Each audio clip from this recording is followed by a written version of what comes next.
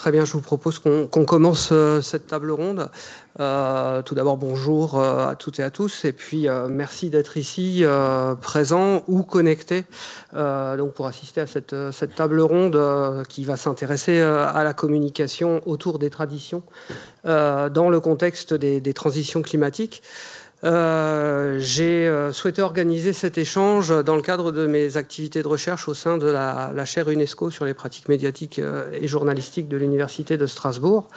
Et puis, cette date a été choisie parce qu'on a finalement une concomitance de dates. Dans 2 jours a lieu la Journée mondiale du climat. Et puis, il y a environ une semaine, les festivités de Strasbourg, capitale de Noël, ont été lancées pour 2024. La baseline de ces festivités, de la communication autour de ces festivités, c'est le temps de s'émerveiller. Alors, le temps de s'émerveiller, peut-être que c'est aussi le temps de réfléchir, d'échanger et pourquoi pas de s'inspirer. Et ça va être l'objectif de cette table ronde, de nous amener à réfléchir à la manière dont on peut valoriser les traditions tout en répondant aux défis environnementaux actuels qui sont de plus en plus prégnants et qu'on ressent chaque année un peu plus. La réflexion qu'on va avoir aussi aujourd'hui, elle s'inscrit dans un cadre pédagogique, l'idée étant de rapprocher l'enseignement de la recherche, en particulier à l'IUT. C'est pourquoi aujourd'hui vous êtes dans le public relativement nombreux à être des étudiants, et en particulier les étudiants de 3e année du BUT Information Communication de l'IUT Robert Schuman, mais aussi en ligne, il y a un certain nombre d'étudiants, notamment de l'Université du Havre, qui se sont connectés. Dans ce contexte, je tiens d'abord à remercier tout particulièrement Marion Béchet, qui est enseignante à l'IUT, ma collègue donc à l'IUT Robert Schuman, qui a accepté de modérer cette table ronde. J'en profite aussi pour remercier l'ensemble des partenaires, donc l'Université de Strasbourg, l'Eurométropole de Strasbourg et la Chambre régionale d'économie sociale et solidaire. Et évidemment, je remercie les 4 intervenants qui ont accepté aujourd'hui de venir partager à la fois leur retour d'expérience sur ces thématiques de communication autour des traditions et autour des problématiques environnementales, et aussi d'apporter un certain nombre d'éléments théoriques issus des sciences de l'information et de la communication. Donc je suis sûr que tous ces échanges vont être inspirants, vont être passionnants. Je vous remercie encore d'être là et je laisse la parole à Marion Béchet.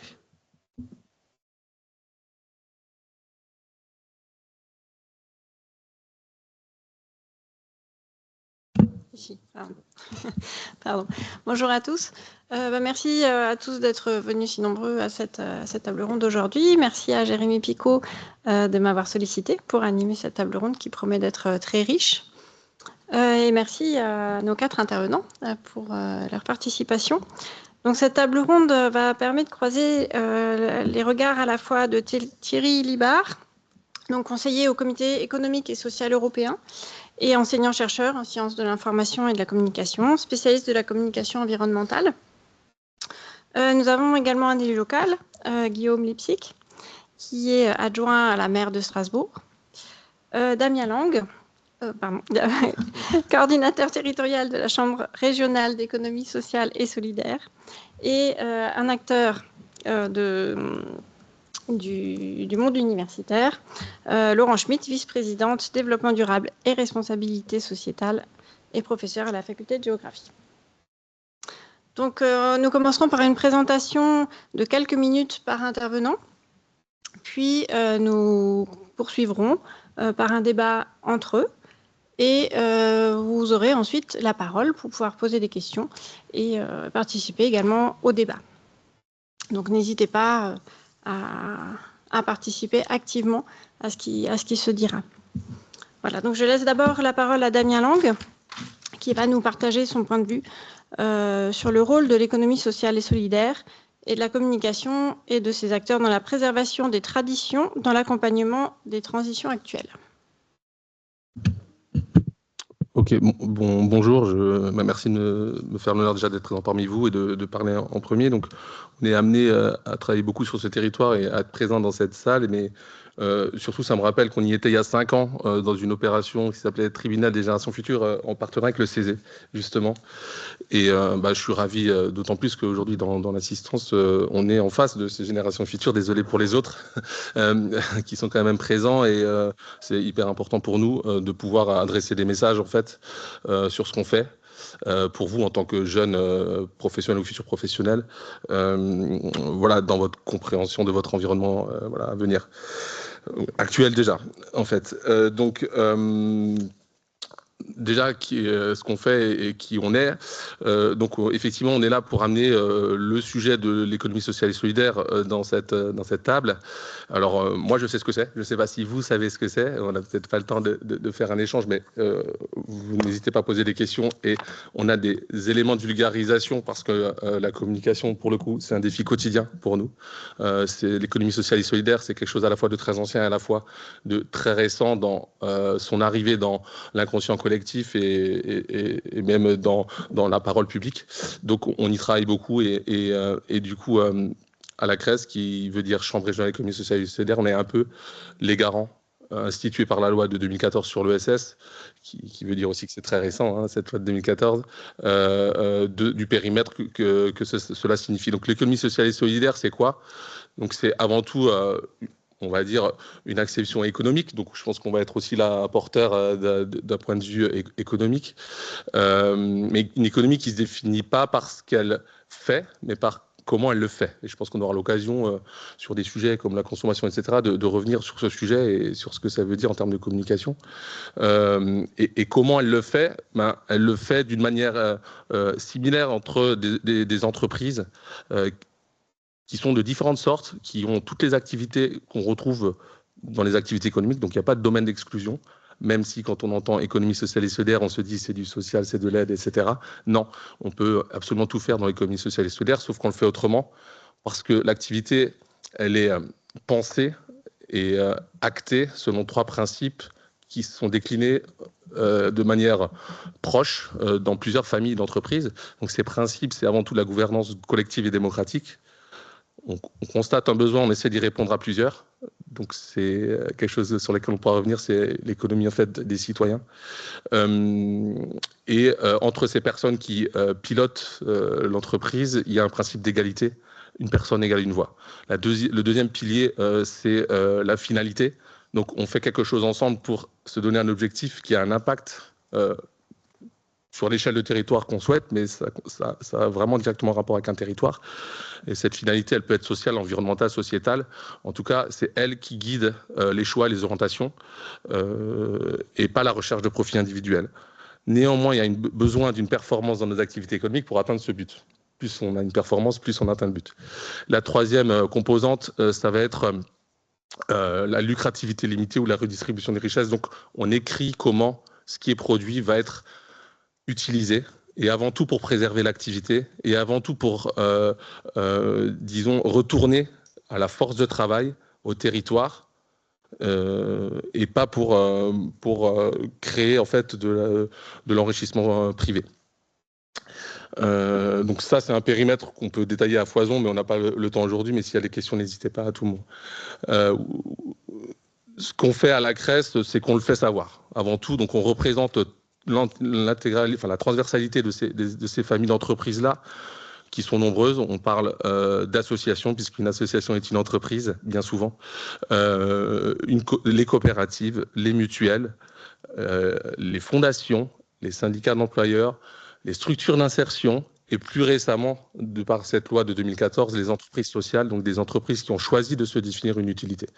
Voilà. Donc à la CRES, on est là pour les représenter auprès des différents pouvoirs publics, pour discuter de moyens qu'on peut qu'on peut définir en commun, des objectifs communs pour la développer sur des territoires. Et vous avez de la chance ici, cette coopération pour développer l'économie sociale, elle est bien ancrée depuis une quinzaine d'années avec les collectivités locales.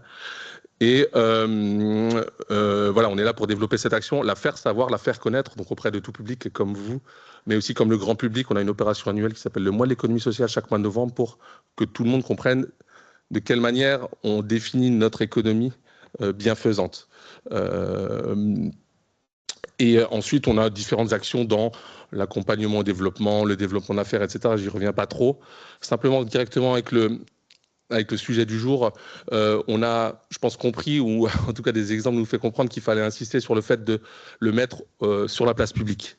Et ça tombe bien puisqu'on est en plein marché de Noël et on organise notamment un événement sur le territoire qui s'appelle le Marché Off. J'ai aussi des petits éléments pour vous si vous ne le connaissez pas, qui pendant un mois va proposer vraiment un récit autour des traditions, mais qui permettent l'expression aussi des acteurs locaux de manière très très forte et l'expression des valeurs portées par ces acteurs. Donc c'est Place Grimalzen, un pas de côté de la Grand Rue à la Petite France. Et pour nous, c'est une expérimentation qui a aujourd'hui 9 ans, qui a fait la preuve de l'évidence de quand on met sur l'espace public ces choses-là, elles sont mieux perçues. Donc un des sujets tout à l'heure, c'est comment faire, c'est le mettre au milieu de l'espace public, de le faire savoir pour éviter l'effet de dissémination qui est consubstantiel à nos familles qui sont un peu partout et de toutes formes. On a un autre endroit où, au-delà du marché de Noël, un mois par an, c'est visible, c'est le tiers-lieu Kaléidoscope qui est installé au port du Rhin, à la Friche Coop depuis 2 ans tout juste, puisqu'on fête les 2 ans le 17 décembre et vous êtes les bienvenus pour comprendre ce que c'est que cet espace où on respire une autre économie. Voilà, je m'arrête là pour les présentations et puis si ça vous convient. On pourra poursuivre la discussion. Bien, merci, merci beaucoup. Je laisse à présent la parole à Monsieur Lipsic, qui va à présent nous apporter son point de vue en tant qu'élu, à la fois ayant de nombreux liens avec des acteurs de l'économie sociale et solidaire, et étant également en charge de l'organisation du marché de Noël. Bonjour à toutes et à tous, merci pour l'organisation de cette rencontre. Alors effectivement, moi je suis adjoint à la maire, je suis en charge de la vie associative, la politique jeunesse et l'éducation populaire, et aussi de ce qu'on appelle la politique événementielle. Donc en gros, c'est tout ce qui crée du lien sociétal, les grands rassemblements, tout ce qui est un peu fédérateur, qui fait de la coopération, la société civile organisée, et ainsi de suite. Avant de répondre concrètement, je vais mettre un peu de contexte sur ce qu'est Capitale de Noël. En gros, on est sur le plus ancien marché de Noël de France. On est sur un événement qui a plus de 470 ans, qui n'a été annulé que 6 fois pendant toute l'histoire, et dont une en 2020, cause Covid. Et effectivement, plutôt de tradition foraine. Beaucoup de gens disent que c'est sur le Christkindlesmarkt qu'a lieu le marché de Noël parce que c'est la place emblématique. C'est faux. On va aux archives de Strasbourg et on se rend compte que ce marché a fait toutes les places de la ville et que c'est plus un esprit qu'un lieu, et j'y reviendrai. Mes prédécesseurs, il y a une quarantaine d'années, ont décidé de développer une offre de marketing territorial, et donc ces marchés de Noël ont été labellisés Capitale de Noël, et c'est là qu'on a enclenché le développement d'une offre plus touristique, plus effectivement commerciale. Bien sûr, il y a eu la phase post-attentat qui ont généré ce qu'on a appelé la bunkérisation.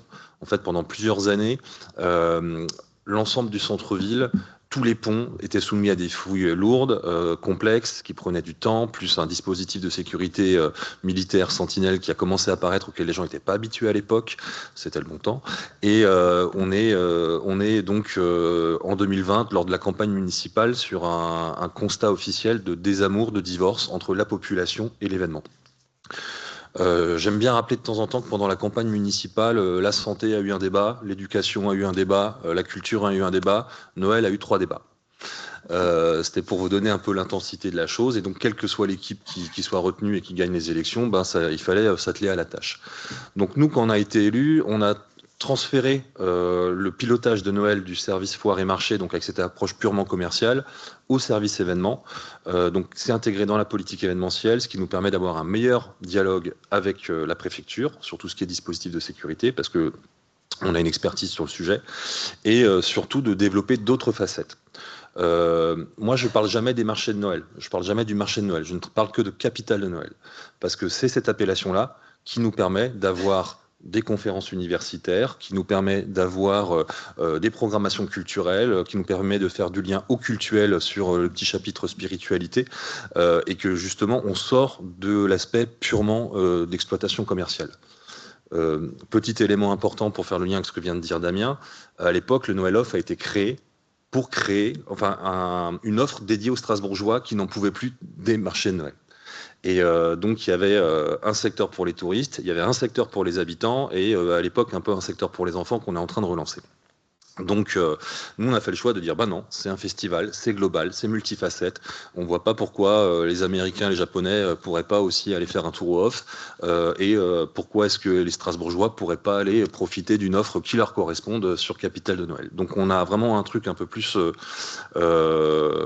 global qui est mis en place et donc on a un jury citoyen qui a été mis en place pour permettre, ce qui n'existait pas avant, que les Strasbourgeois et les Strasbourgeoises puissent s'exprimer sur l'événement et permettre son évolution. J'y reviendrai plus tard, je ne vais pas prendre trop de temps. Et on a changé pas mal de choses. Il y a de l'éco-responsabilité, il y a une nouvelle spatialisation, il y a de nouveaux partenaires. Maintenant, on est dans ce que j'appelle un projet de territoire. C'est-à-dire que nous, nos interlocuteurs, actuellement, ça va du ministère de l'Intérieur à Paris, où on a la classification grand événement depuis 1 an, on a un rapport de l'IGPN, on discute avec SNCF TGV, on discute avec SNCF TER. Il faut savoir que pour vous donner un peu de matière pour le débat, l'offre d'hébergement est tellement saturée que les gens en fait prennent un hôtel, prennent un logement, parfois Saint-Louis, Bâle, en Allemagne, ils vont très loin et ils restent pendant une semaine et ils prennent le train pour faire un marché de Noël différent chaque jour, quoi. On a développé une coopération avec les autres marchés de Noël d'Alsace. On a maintenant un groupe de travail à l'année parce que l'an dernier, tous les marchés de Noël ont eu 17 à 20% de fréquentation supplémentaire, ce qui fait qu'à Strasbourg, c'était 3,3 millions de personnes qui sont venues pendant 1 mois dans les rues. La problématique, vous la connaissez peut-être, c'est que en fait, on n'est pas un parc expo, c'est un centre-ville qui est vivant, qui est traversant. Les gens doivent pouvoir aller à l'école, doivent pouvoir aller au commerce, doivent pouvoir aller travailler et ne doivent pas être empêchés de vivre leur vie au quotidien par cet afflux de touristes. Donc, on travaille beaucoup sur de la fluidité, on travaille sur tout ça. Ceci étant dit, je vais enfin pouvoir répondre à la première question, qui est celle de la communication. Pour nous, la communication, c'est une conséquence, c'est pas une cause. C'est quelque chose qui doit nous permettre de mettre en avant certains aspects, mais on est plutôt sur une approche d'information. On ne fait pas de communication de promotion, on fait de la communication information. On n'a pas besoin de faire la pub. On a déjà plein de problématiques liées à la saturation, aux afflux massifs. Voilà. On a plein de questions sur la qualité des produits, sur les provenances. On a plein de questions sur plein de sujets. Et du coup, nous, on ne fait que de l'information sur comment organiser son séjour pour venir à Strasbourg. D'autres villes du Grand Est mettent des affiches à Londres, à Berlin, à Paris, dans le métro. Nous, on ne le fait pas. J'essaie aussi de temps en temps de refuser des demandes de presse. On a extrêmement sollicité. Moi, je fais pas mal de radio et de télé-natio à ce moment-là. Je dois me lever tous les matins, mettre un pull de Noël pour incarner le personnage. C'est pas tous les jours facile. Mais en tout cas, il y a ça qui est en place. Ça, c'est la première donnée. La deuxième, c'est que justement les logiques de communication, pour que ça fonctionne, on doit être dans des logiques de code, d'effets de mode. Il y a ce qu'on appelle les tropes, et en fait c'est comme la pop culture, on prend de la matière et on la remet au goût du jour, on la mélange, on regarde ce qui se passe, on met des emojis, on met des polices, des typographies qui fonctionnent bien, qui sont reconnues par les influenceurs et ainsi de suite.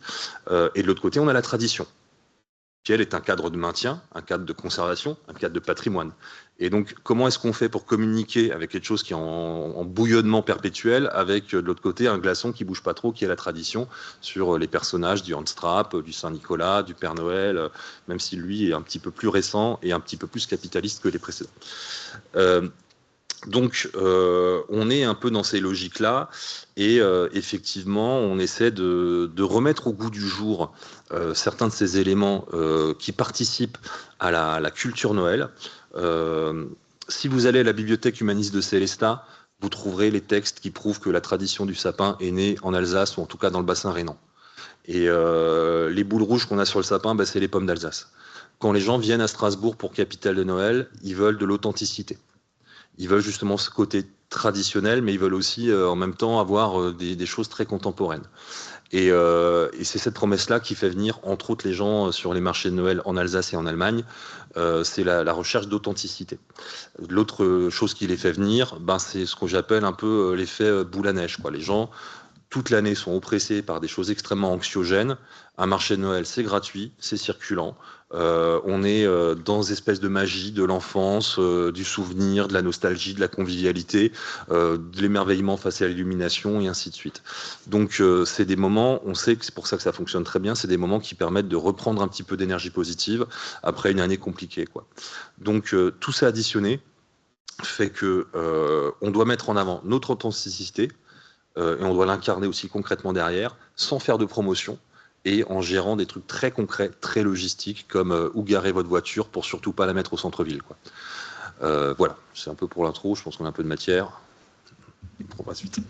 Merci, monsieur Epsic.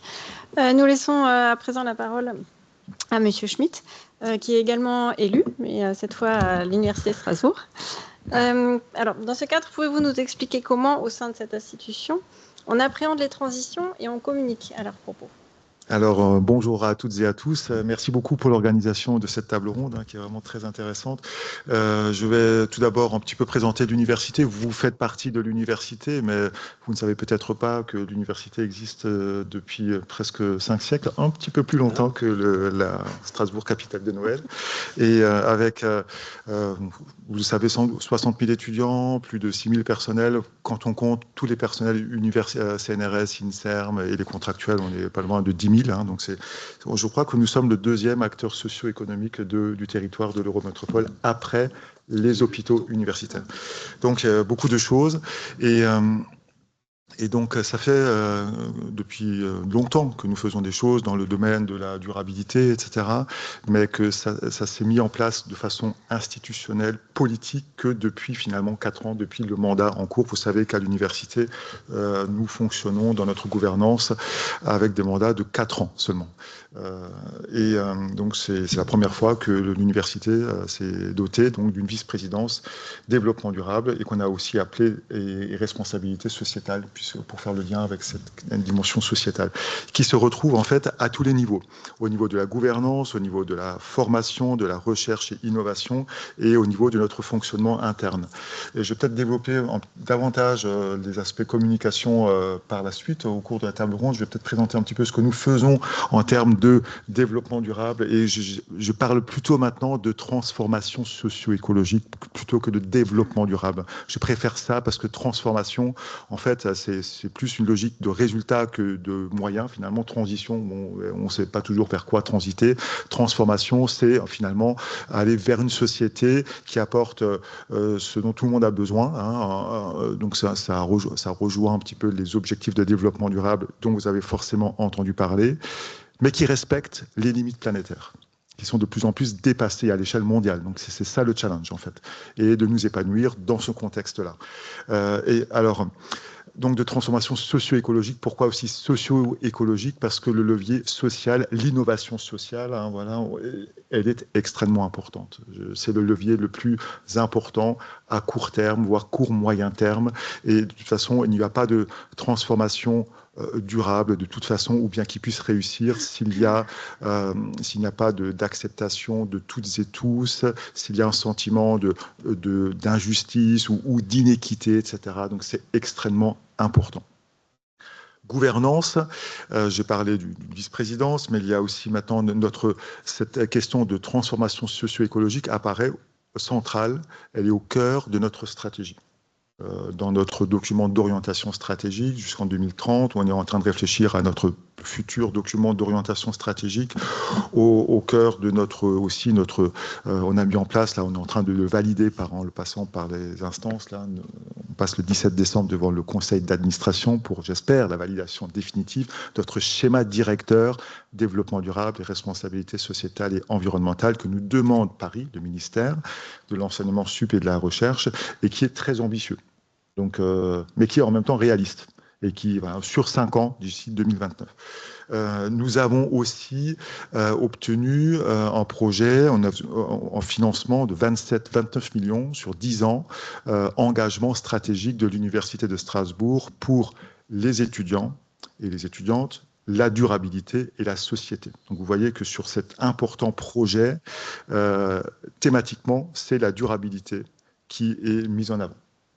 Et donc ça va bénéficier aux étudiants, bien sûr, à beaucoup d'actions de recherche, bien sûr aussi avec un institut de la durabilité que nous allons construire et nous allons, j'espère, co-construire aussi avec des partenaires de l'Eurométropole qui nous a apporté le soutien d'ailleurs et d'autres acteurs aussi. Alors au niveau formation, c'est extrêmement important puisque l'université a deux grandes missions, c'est former, vous former et donc former, apporter à la société finalement les compétences dont les acteurs ont besoin, vont avoir besoin. Donc c'est la formation, c'est pour nous, ça se décline comment? C'est apporter un minimum de 30 heures pour tous les étudiants en bachelor, donc en licence, donc vous en faites partie. Ça se décline de différentes façons pour que ça s'intègre au mieux dans les formations. Je sais que l'IUT Robert Schuman est très engagé sur ces questions-là, particulièrement, et je veux vous remercier pour ça. Il y a aussi, bien sûr, des formations spécifiques, etc., autour de ça qui se développent. La recherche. Il y a beaucoup de choses dans ce domaine-là. Pour résumer, je vais peut-être revenir sur notre Institut de la durabilité qui est... nous avons obtenu le financement, ça va se mettre en place l'année prochaine, progressivement, avec les acteurs. Retenez la chose suivante, c'est qu'il ne s'agit pas de produire de la connaissance avec la recherche dans une tour d'ivoire de laboratoire, etc., et après faire du transfert. Moi, je n'y crois pas du tout. C'est au contraire co-construire avec les acteurs socio-économiques divers et variés, associatifs, les collectivités, les acteurs privés, etc., et le grand public aussi. Avec les étudiants, bien sûr, les jeunes, c'est extrêmement important pour, ensemble, produire de nouvelles connaissances, faire de la bonne science, mais directement utilisable, appropriable par les acteurs. J'y crois beaucoup, quoi. Et une association, une collectivité, un acteur privé, pour moi, peut être considéré, s'il accepte de jouer le jeu, de travailler dans une démarche de co-construction on parle aussi de transdisciplinarité avec des chercheurs. Pour moi, c'est un chercheur à part entière. Et puis ensuite, de notre fonctionnement interne, c'est extrêmement important puisqu'il s'agit d'abord d'être exemplaire. Donc on a fait notre bilan carbone, on a fait notre plan de transition bas carbone. Voilà, j'ai parlé du schéma directeur. Et pour finir, on vient d'être labellisé pour 4 ans, donc avec le label très exigeant là du ministère, d'une association qui est très proche du ministère national, des DRS, donc qui repose sur ce que nous faisons effectivement et pas sur des projets, etc. Donc on est très content de ça, mais ça nous engage à... Bon, c'est une satisfaction, bien sûr, mais ça nous engage à aller encore plus loin. Et donc, pour faire la transition avec ce qui va suivre après, eh bien, toutes ces actions qui sont extrêmement importantes, on ne peut pas les mener sans actions de sensibilisation, de communication, mais qui sont très variées, qui sont extrêmement variées et dont je parlerai tout à l'heure. Merci, Monsieur Schmitt. Nous allons conclure cette première partie de table ronde avec le point de vue de Monsieur Libard, qui va nous donner son point de vue donc, en tant que chercheur dans le domaine des sciences de l'information et de la communication. Parfait, merci. Bonjour à tous. Peut-être je vais commencer par raconter un événement personnel qui est, je crois, un des événements qui m'a le plus marqué dans mon existence. Et ça remonte maintenant à un peu plus d'une quinzaine d'années. Donc, en dehors de ma carrière d'enseignant-chercheur en communication, je suis militant écolo de longue date dans le secteur associatif. Et j'ai participé en 2007 à un événement qui était un peu une première en France, que les plus anciens s'en souviennent, qui était le Grenelle de l'environnement. Grenelle de l'environnement, c'est la première fois où toutes les associations environnementales, enfin les plus représentatives, se mettent autour d'une table avec des entreprises, avec des experts, avec des collectivités territoriales, avec des pouvoirs publics, pour essayer de tracer la feuille de route de la prochaine présidence française. Et on a passé pas mal de temps pour essayer de faire des propositions, de se mettre d'accord. C'était la première fois que ça se passait en France, des propositions pour dire voilà, qu'est-ce que la France peut faire dans les prochaines années pour essayer d'avancer, d'avoir un environnement un peu plus sûr. Et moi, j'étais vraiment assez content d'abord de me retrouver parmi les 40 personnes qui négociaient la feuille de route du prochain gouvernement, du gouvernement qui venait d'être nommé. Et après avoir validé l'ensemble des propositions avec le ministre de l'Environnement de l'époque, on a tous été invités dans les salons d'honneur de la présidence de la République. Le président de la République de l'époque, qui venait d'être nommé, c'était Nicolas Sarkozy. Et il y avait tout ce qu'on peut considérer comme étant le gratin mondial le plus important au niveau environnement. Il y avait les prix Nobel de la paix, il y avait Al Gore qui a été le premier à vraiment alerter sur les problèmes de dérèglement climatique. Il y avait le président de la Commission européenne, enfin, il y avait vraiment beaucoup de monde.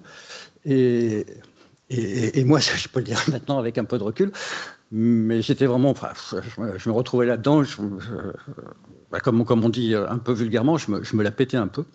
Et en fait, un de mes voisins, peut-être pour me calmer, me donne un petit coup de coude, gentil, quoi, mais pour me dire, à propos Thierry, tu connais le rapport Armand?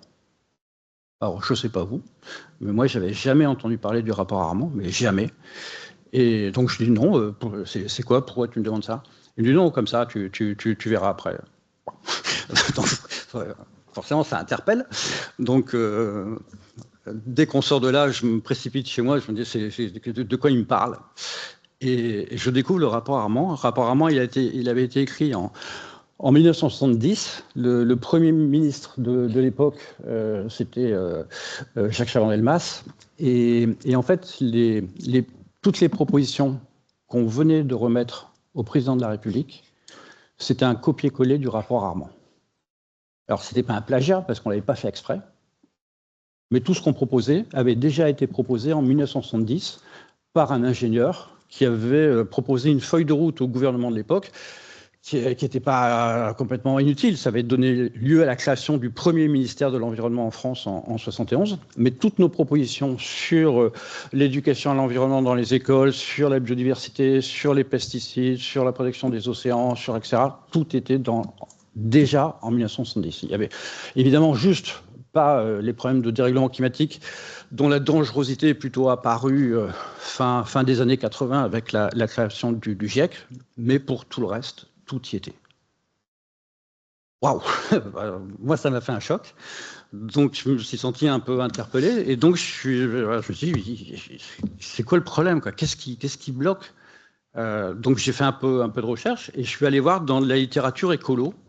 Et je me suis aperçu que, par exemple, tous les problèmes beaucoup de problèmes liés à la dangerosité des pesticides, c'était écrit en 1962 par une biologiste qui s'appelle Rachel Carson. Alors, ce n'était pas les produits dont on parle actuellement, glyphosate et autres, c'était le DDT, mais c'est le même principe.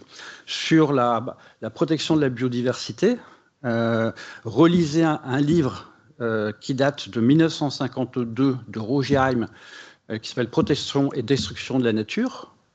Tout ce que vous pouvez lire maintenant en 2024 sur la protection de la biodiversité, vous pouvez le mettre dans le livre de 1952. Et ce n'est pas des écolos militants, etc.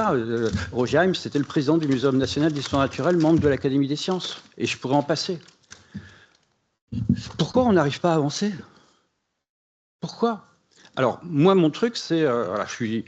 je sais très bien, je me mets à mon niveau. Il y a plein d'experts dans les domaines de l'économie, de la finance, de l'innovation, etc., qui peuvent proposer des solutions. Nous, en tant que professeurs, chercheurs en sciences de la communication, c'est-à-dire, en tant que communicants, ça peut être quoi notre contribution? Qu'est-ce qui fait que tout ce qui est message de sensibilisation, d'injection, etc., ça avance pas, ou dès que ça avance un peu, on a l'impression que ça recule juste après, qu'il y a d'autres machins? Donc voilà, ça fait partie des sujets. Donc je me suis dit à dire, voilà, comment est-ce que nous, communicants, on peut essayer d'apporter notre pierre à l'édifice? Comment est-ce qu'on peut peut-être revoir toute la communication environnementale, la communication sur les problèmes de transition écologique, de lutte contre le dérèglement climatique et de plein d'autres choses? Donc voilà, c'était un peu mon point de départ. Pour être rapide dans cette première partie, je dirais qu'en fait, mon premier constat, c'est de dire on fait peut-être deux erreurs. Une erreur de fond et une erreur de forme. L'erreur de fond, alors dans la salle, vous connaissez ça parfaitement pour la plupart d'entre vous, communicants, mais moi, ce que j'apprenais quand j'étais professeur en sciences de la communication à mes étudiants quand ils arrivaient en cours, c'est dire, quand on parle de communication, il faut vraiment arrêter de confondre avoir un avis et avoir une compétence, parce que la communication, tout le monde pense qu'on sait comment il faudrait faire, mais que surtout, quand on parle de communication, en fait, il y a 4 objectifs et il ne faut jamais les confondre. Donc, il y a un objectif le plus évident, c'est ce qu'on... pardon, des fois, il y a mes vieux souvenirs de profs qui reviennent, mais c'est l'objectif cognitif, c'est apprendre, c'est transmettre une information, c'est faire connaître, c'est communiquer, c'est la première étape, on informe, on vous donne de l'information. Mais après, il y a l'objectif acceptatif, il faut que vous soyez d'accord, il y a un objectif affectif, un peu émotionnel, visuel, etc.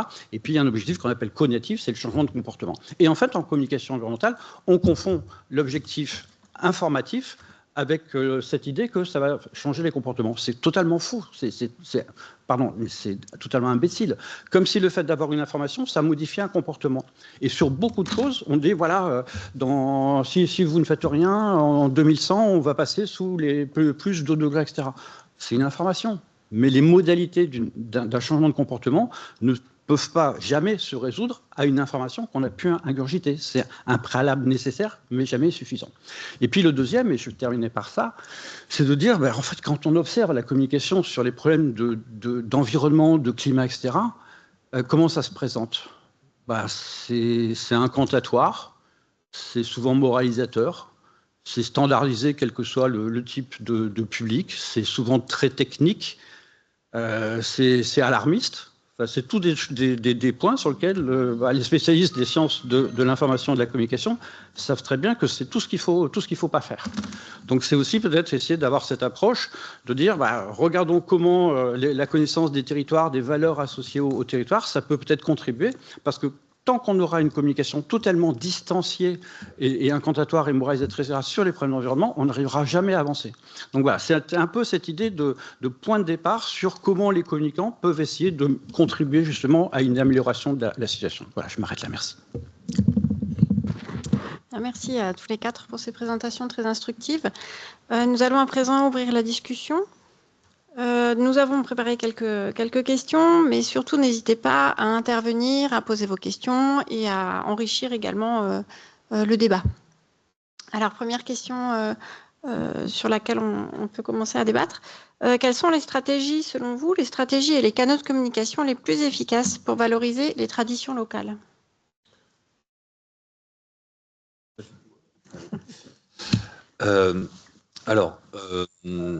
Effectivement, je suis assez d'accord avec tout ce qui vient d'être dit, et par exemple sur la transition écologique de Capitale de Noël, c'est plus un sujet qu'on pilote nous en interne, et notre public cible, c'est pas tant le grand public que les 300 exposants qui sont indépendants, et c'est bien eux qui génèrent de la logistique, du déchet, de la consommation d'énergie, c'est eux qu'il nous faut sensibiliser.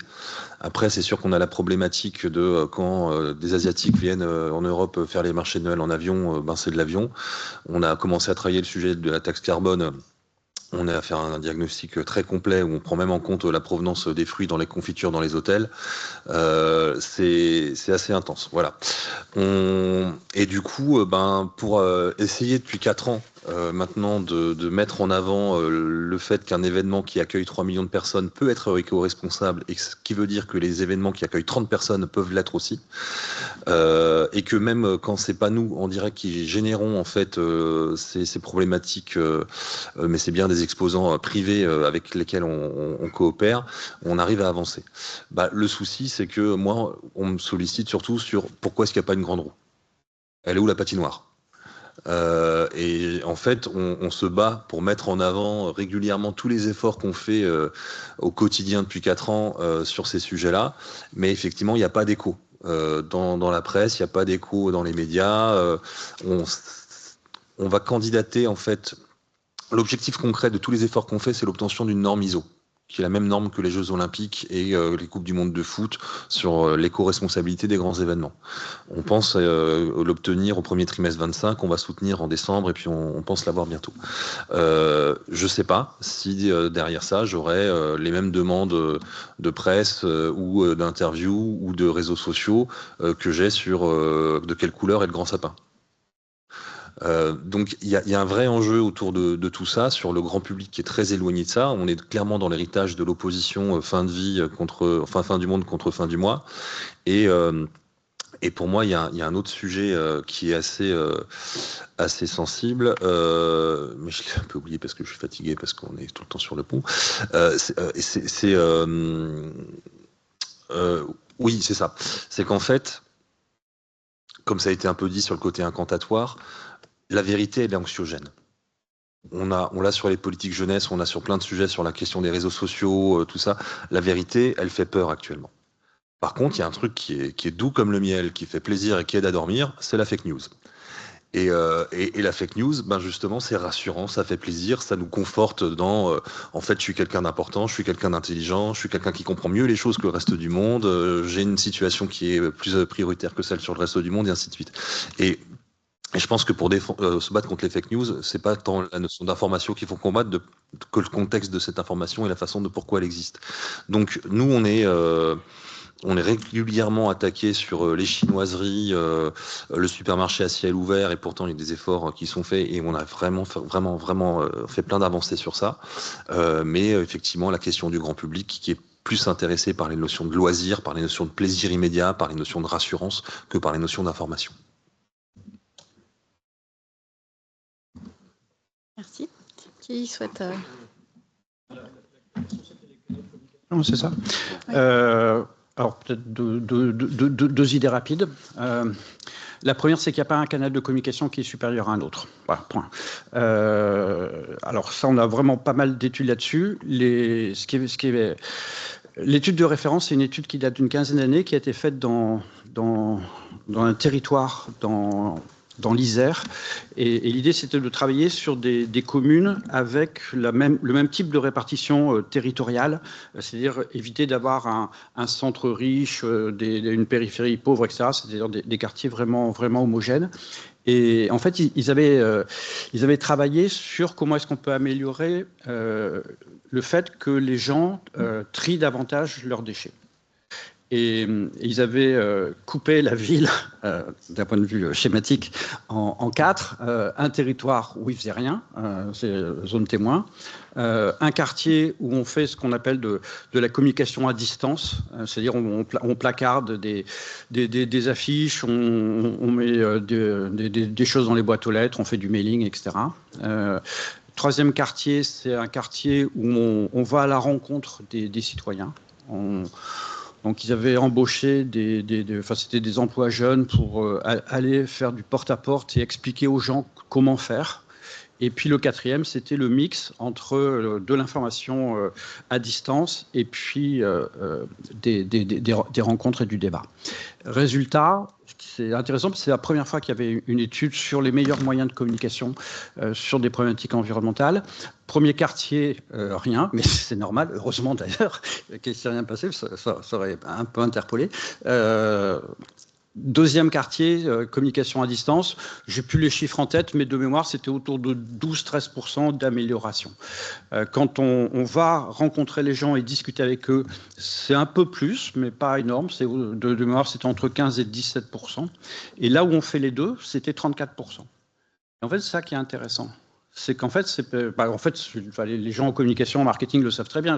Si on fait une campagne de publicité, puis si quand vous allez en magasin, il n'y a pas les linéaires, et puis les informations et la force de vente derrière, ça ne marche pas. Mais en fait, pour la communication climat et environnement, c'est la même chose. C'est-à-dire, c'est vraiment essayer d'avoir différents outils, donc la communication à distance un peu pour donner l'objectif, pourquoi est-ce qu'on le fait et expliquer rapidement pourquoi on met en place ce type d'action, et puis le débat pour répondre aussi aux interrogations des gens. Ouais, moi je suis dans un immeuble collectif, comment je peux faire pour trier, etc., alors que ça va dans une poubelle commune, etc. Donc le fait que les gens et le sentiment de participer, de débattre, bah, tout de suite, ça élève. Donc, c'est vraiment, en fait, une conjonction d'outils de communication. Mais peut-être le plus important, c'est pas l'outil, c'est vraiment la manière et les modalités de la communication. Et moi, je suis très sensible à ce qu'a dit Guillaume Lipsich au début, quand il disait, en fait, c'est pas le marché de Noël, c'est Capital de Noël. Parce que la manière de communiquer sur des réalités, bah, en fait, ça change tout. Parce que bah, peut-être marché de Noël, ça renvoie à quelque chose d'un peu consumériste, et c'est pas du tout ce que veut faire la ville de Strasbourg. Et dans le domaine de l'environnement, pour moi, c'est un peu la même chose. On doit faire attention à la manière dont on parle des sujets. Par exemple, moi, je suis contre, je me bats depuis longtemps pour dire qu'il faut qu'on arrête de nous bassiner avec le réchauffement climatique. Il n'y a pas de réchauffement climatique. Il y a un réchauffement, évidemment, on est d'accord, 2 degrés et certainement 3. Mais la réalité du problème, c'est pas qu'il va faire un peu plus chaud. C'est l'accélération des événements météorologiques extrêmes. C'est tout ce que vous avez vu à Valence il n'y a pas très longtemps, ce que vous voyez en permanence à la télévision. Il n'y a pas une semaine sans que vous voyez des canicules, des tornades. C'est ça la réalité du problème. Donc on doit être beaucoup plus vigilant sur la manière dont on parle des choses. Et lié au problème des territoires, des valeurs associées au territoire, moi je pense qu'il faut mettre en avant cette visualisation, parce que comme on a dit un peu au début, le gros problème de la communication environnementale, c'est qu'elle est souvent incompréhensible parce qu'elle est technique. Regardez la manière dont on parle de l'effet de serre. Je ne sais pas vous, mais moi, c'est quand même pas mal d'années que je suis le sujet, je n'y comprends encore pas grand-chose, quoi. Là, on est passé en quelques années de 300 à 440 ppm, etc. Ok, ppm, que vous visualisez, vous, l'augmentation des ppm dans l'atmosphère? Même il faut réduire au minimum d'1 tonne nos émissions de gaz à effet de serre. Vous arrivez à visualiser 1 tonne de gaz à effet de serre? Non. En environnement, on sait qu'il y a des trucs sur lesquels ça marche beaucoup mieux quand on arrive à visualiser de quoi on parle. La déforestation internationale, alors j'ai plus les chiffres en tête, donc retenez pas ce que je dis, mais c'est vraiment l'idée. L'Amazonie, c'est la perte de 2 terrains de foot toutes les minutes. Voilà, là, on voit ce que c'est. Donc, il faut qu'on arrive aussi dans notre communication à mieux travailler nos canaux de communication, mieux travailler la manière dont on en parle et mieux essayer de trouver les images qui peuvent correspondre à la réalité qui est vécue. Sinon, on n'avance pas beaucoup. Ouais, j'aimerais réagir avec ça parce que par rapport au petit échange entre vous, j'aimerais réagir sur ce que vous avez dit tout à l'heure. Est-ce qu'on a besoin de comprendre pour agir? Voilà. Donc, vous venez de l'illustrer. Comment mieux communiquer pour agir? Et finalement, tout à l'heure, vous disiez peut-être que même en comprenant bien, c'est pas ça qui nous poussera à agir. Donc, la question fondamentale, c'est à quoi sert la communication? Donc, ça part de comment on l'a fait. On fait une belle communication, on sait faire des choses belles avec les moyens techniques, avec son art. Mais après, il y a est-ce qu'on veut rendre les choses belles? Et dans ces cas-là, on s'écarte de ce qui peut être une tradition parce qu'on s'écarte de l'authenticité des choses. Donc ça, c'est une chose qu'on partage, je pense, dans la démarche Capital de Noël, c'est retrouver l'authenticité des choses. Et ça, excusez-moi, mais ça ne peut pas se faire à travers une publicité qui vous montre une belle voiture dans une ville calme. Moi, c'est pas mon expérience vécue. Donc, je pense que pour comprendre les phénomènes naturels qui agissent, il faut qu'ils soient vécus, pas simplement communiqués. Donc, on sait que c'est un sujet fort. Aujourd'hui, je n'ai pas les chiffres en tête, mais Guillaume certainement, sur le nombre de minutes que passent par semaine les jeunes générations aujourd'hui à l'air libre. C'est dramatique. Donc, quand on parle de consommation, on peut tout faire sur un terminal, se faire livrer et ne jamais rien voir. Donc, la recherche de communication qu'on peut avoir, nous, on la développe, par exemple, cette année aussi en accueillant des jeunes professionnels qui sortent de formation, comme le design en service public, c'est appliquer la communication à un sens local, à un environnement local, à un territoire. Et donc, c'est chercher à parler de l'expérience qui va être vécue, puisque finalement, c'est l'expérience vécue qui va laisser une trace. Je pense qu'il y a une dizaine d'années, l'expérience vécue du marché de Noël à Strasbourg, voilà, elle était assez brutale. mais ça reste une expérience. Voilà. Donc, quelle expérience on veut produire et comment on communique sur elle? Est-ce qu'on veut la biaiser? Est-ce qu'on veut juste permettre de la vivre et puis de faire un renouvellement perpétuel des gens qui la vivent? Ou est-ce qu'on veut permettre aux gens de l'apprécier et d'y trouver un autre message? Donc, je reviens tout à l'heure au canal de communication, je veux dire, essentiel, primaire, auquel on veut aboutir, je pense, c'est la rencontre humaine. C'est-à-dire qu'on veut permettre à des gens de se parler. Et c'est en ça que les supports de communication, les médias, peuvent permettre d'intéresser tout un chacun sur des sujets. Donc, dans ce qu'on essaye de faire à travers l'authenticité des récits qu'on produit, c'est d'amener les gens à se rendre compte que quand ils vont venir au marché off, ils auront envie d'y rester parce qu'ils vont vivre une belle expérience. Ils vont pouvoir parler à des producteurs, des commerçants qui peuvent expliquer ce qu'ils font. Excusez-moi, mais c'est vraiment pas ce qu'on peut trouver partout. On va jamais vous expliquer comment on fait les choses. On va vous expliquer pourquoi c'est bien pour vous. On va vous convaincre pourquoi c'est bien pour vous et que c'est mieux qu'ailleurs. Donc, voilà, dans cette recherche de communication que vous allez avoir à mener, c'est peut-être, effectivement, on en revient, hein, est-ce qu'il faut comprendre pour agir ou agir pour comprendre? Ce sera peut-être la question que vous vous posez, c'est quand est-ce qu'on commence à agir différemment dans tous les métiers, et puis y compris le vôtre au futur. Donc, je lance déjà ce petit rebond par rapport à ce que vous venez de vous dire. Voilà, j'ai encore d'autres petites choses, mais en tout cas, sur ces modes-là, je reviens aussi sur l'histoire de code dont tu parlais, Guillaume. Puisque dans la sensibilisation que nous on opère pour faire comprendre ce que c'est l'économie sociale et solidaire, c'est pas facile. Donc la sensibilisation, elle passe pas que par une manière de faire qui va être parfaite, pure et parfaite sur l'information, la cognition pure. Ça va être effectivement de donner les codes, de permettre aux gens de changer leurs pratiques immédiatement pour tester en vrai, en fait, et donc retrouver cette authenticité, mais par des nouveaux moyens, ce qu'on appelle, nous, notre néo-authentique. Tu connais ce terme, Guillaume. C'est comment on retrouve une manière de se reconnecter. C'est une dimension très, très forte aujourd'hui, de retrouver cette connexion entre les humains, la nature et les autres êtres vivants qui composent cette nature. Alors, à moi de finir ce tour. Une petite note aussi personnelle. Moi, j'étais, pendant mes études, j'ai fait de l'éducation à l'environnement dans une association, c'était Alsace Nature, et j'ai voulu absolument continuer mes études et faire de la recherche parce que il me semble que le regard scientifique interdisciplinaire est extrêmement important. Et j'étais un petit peu étouffé par le côté un peu trop idéologique, voilà, dans les associations. L'éclairage par le scientifique dans les controverses aussi est intéressant. Et du coup, je m'inscris en faux avec ce que vous dites, chers collègues, c'est que oui, le changement climatique et le réchauffement climatique est un problème en soi. Ça augmente la variabilité climatique. Moi, je suis géographe dans le domaine de l'eau, mais ça joue aussi sur notamment la ressource en eau, parce que quand plus il fait chaud, bien plus l'évapotranspiration est importante. Donc moi, il y a de ressources finalement, et ça joue aussi sur la biodiversité, sur le côté sanitaire qui est très préoccupant, l'augmentation de la température des océans qui se poursuit actuellement, on est à peu près à plus d'1 degré, ça c'est quand même très préoccupant aussi. Donc, alors bon, évidemment, communiquer de façon positive, etc., c'est pour moi, c'est extrêmement important, quoi, de travailler, créer un imaginaire positif, désirable.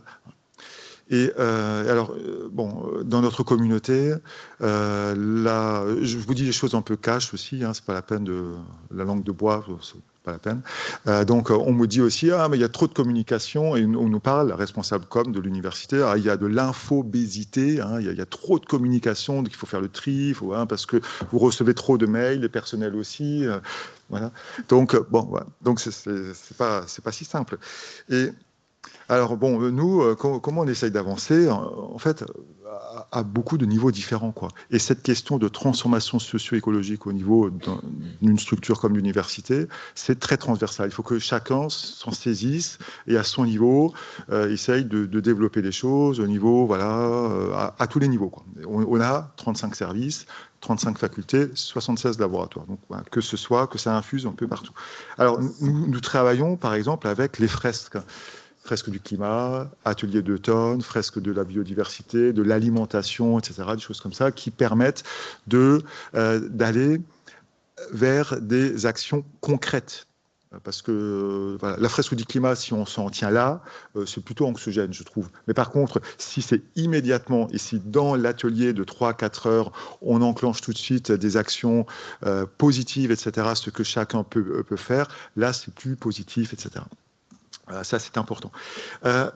Nous travaillons beaucoup avec les référents et les référentes de développement durable de l'université, donc qui sont des collègues qui sont motivés sur ces questions-là, qui sont nommés officiellement. Il peut y en avoir plusieurs par entité, etc. On en a presque un par entité.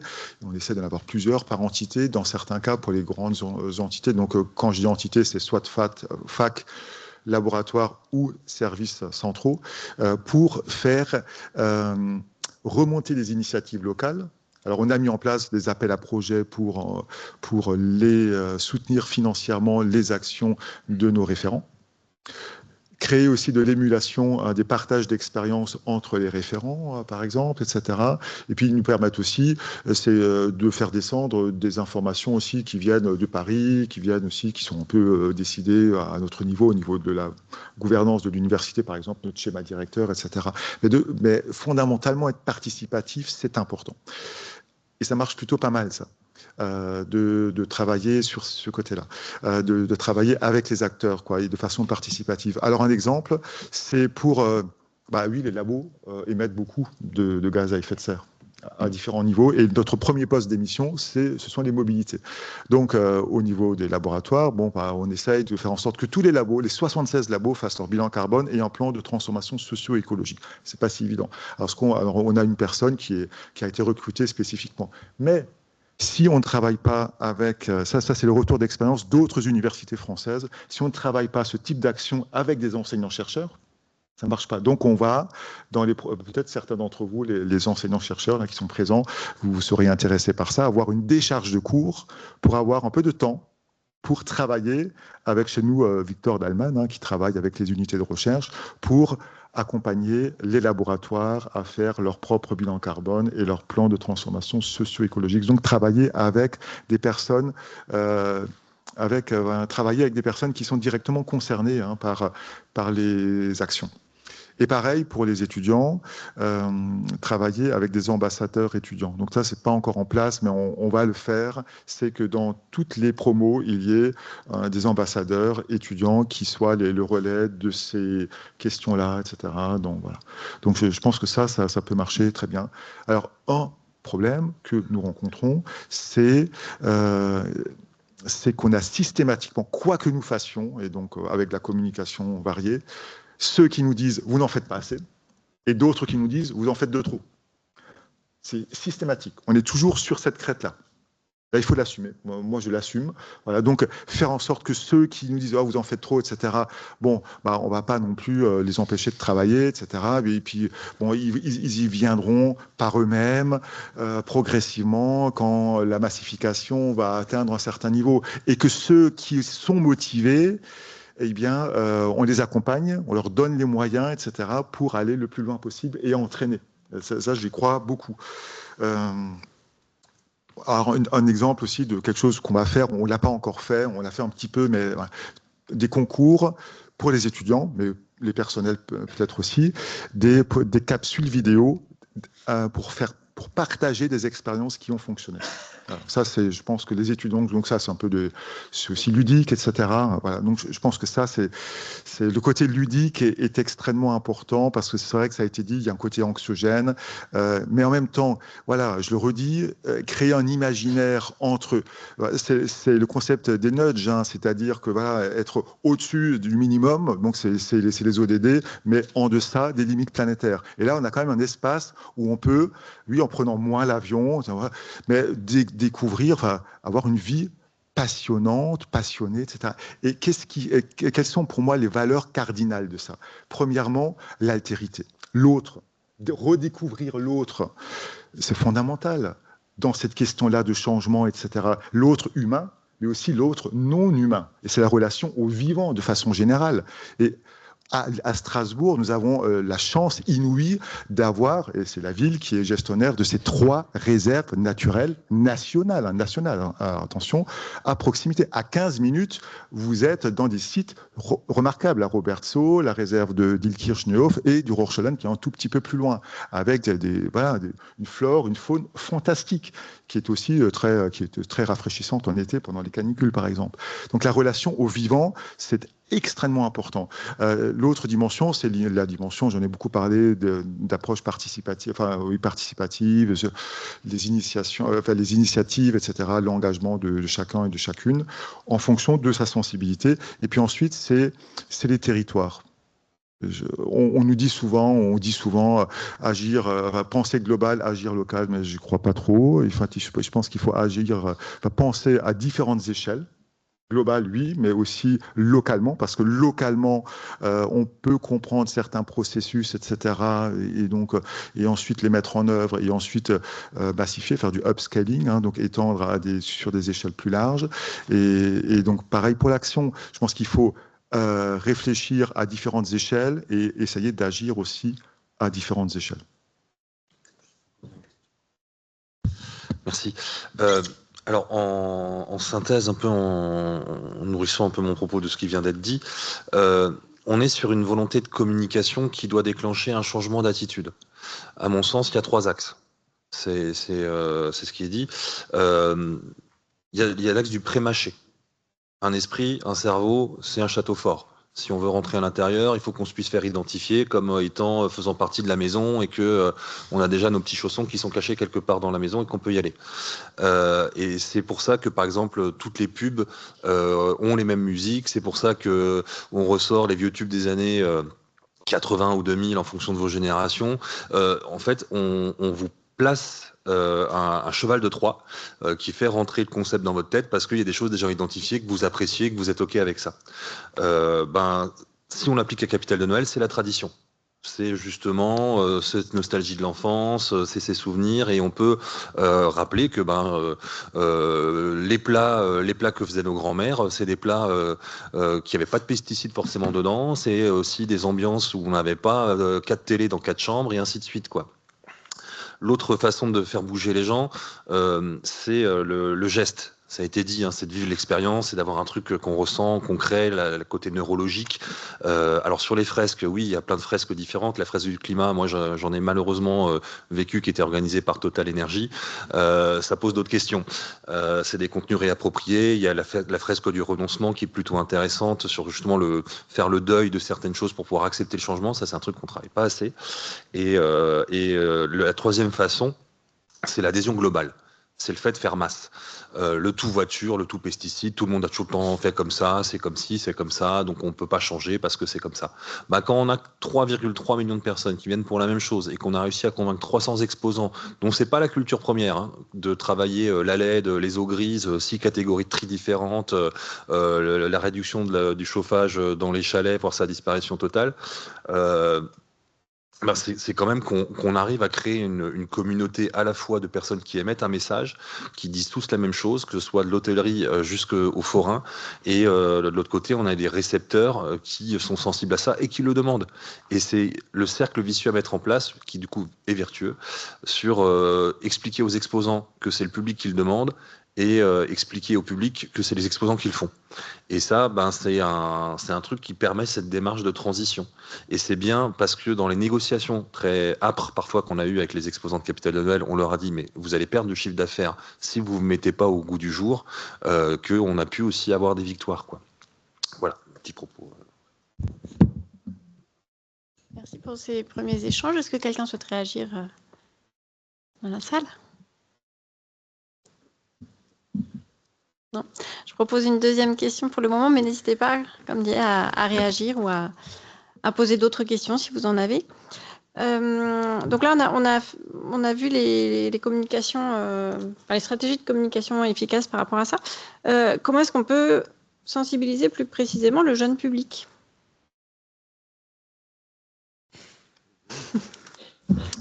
Alors, je vais revenir sur les histoires de code.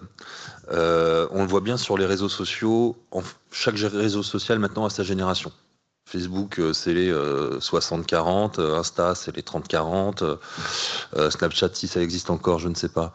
Voilà, on est plus sur la vingtaine. Je pense que vous êtes plutôt TikTok à votre niveau, parce que chaque réseau a ses codes différents à son langage, et donc on appartient à une communauté. Et en fait, moi j'ai pas mal fait d'éducation populaire, d'animation, d'accompagnement de groupe jeunesse dans ma carrière.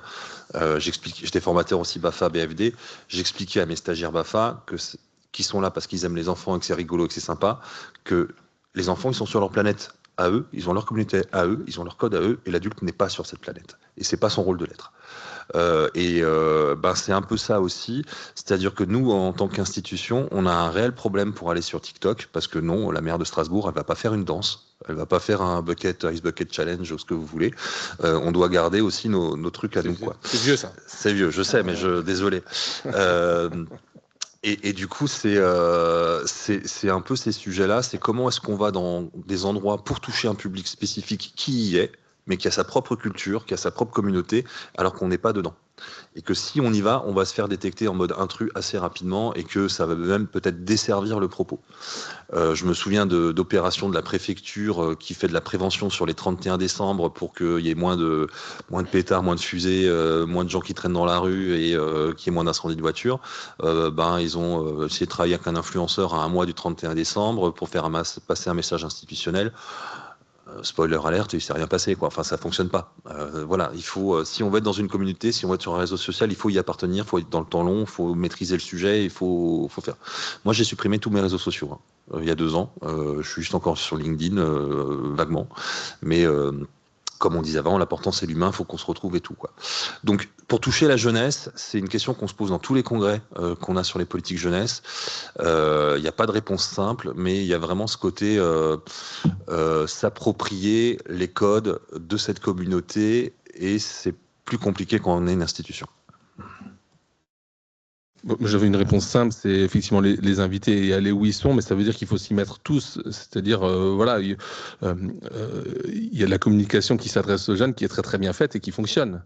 Dans le champ de la consommation, par exemple. Mais du coup, il y a plein d'autres sphères où les changements s'opèrent. Et donc au plus jeune âge, donc c'est le faire à tout âge, de pouvoir sensibiliser pour donner d'autres codes de lecture de son environnement, en créant des expériences vécues le plus tôt possible. J'y reviens, quoi. Donc c'est ce qu'on essaie de faire quand on est en partenariat avec des centres sociaux dont l'activité, c'est d'ouvrir les chakras des jeunes, de leur créer des espaces de vie commune autres que l'école où ça peut aussi se passer, autres que la maison ou les lieux de loisirs. Donc, et donc on les amène à toucher justement du compost par une association qui vient montrer ce qu'elle fait, mais qui ne peut pas aller les toucher tous à l'endroit où ils sont. Donc c'est le fameux aller vers et faire venir qu'on expérimente depuis quelques années, et qui, encore une fois, ça doit être des pratiques qui se généralisent. On parle de l'école à la nature aujourd'hui, ça choque certains, mais d'autres osent. Et ça marche. Donc, en fait, c'est vraiment essayer de généraliser ces pratiques-là qui changent aussi des paradigmes, qui changent aussi le rapport d'altérité entre des personnes qui ont des positions différentes, entre un prof ou un enseignant et une salle de classe tout âge. Il faut peut-être créer une égalité, une coopération. Je pense que un des maîtres mots, justement, c'est se sentir en coopération avec les autres. Quand on parle d'altérité et pas en compétition, les compétitions, c'est bien à la télé, dans les terrains, le foot, on en parlait, mais et encore. Mais en tout cas, la performance est possible dans la coopération. Et si on est tous performants en coopérant, on aura des résultats. Donc, en s'y mettant tous et en l'intégrant, voilà, c'est pour ça qu'aussi on essaie de faire passer ces messages, je pense, aujourd'hui. Peut-être quelques éléments. Alors pour revenir sur, pour poursuivre ce que vous venez de dire, là, la performance, bon, bien sûr, bon, mais enfin, moi, je ne suis pas hyper à l'aise avec ça, parce que je pense que chacun a des talents fantastiques. Et qu'il s'agit de... moi, j'ai toujours pensé qu'en tant qu'enseignant, il me revient de travailler le terrain, un peu comme un jardinier, hein, faire en sorte que le terrain soit bon, fertile, bien arrosé, pas trop, hein, et pour que les plantes poussent bien, quoi, voilà, et que le développement des talents se fasse au mieux. Et moi, j'ai toujours été fantastiquement impressionné, émerveillé par la créativité, l'intelligence, surpris des jeunes, quoi, enfin de vous, quoi. Quand on vous donne la possibilité, quand on vous écoute, l'écoute, je pense que c'est extrêmement important.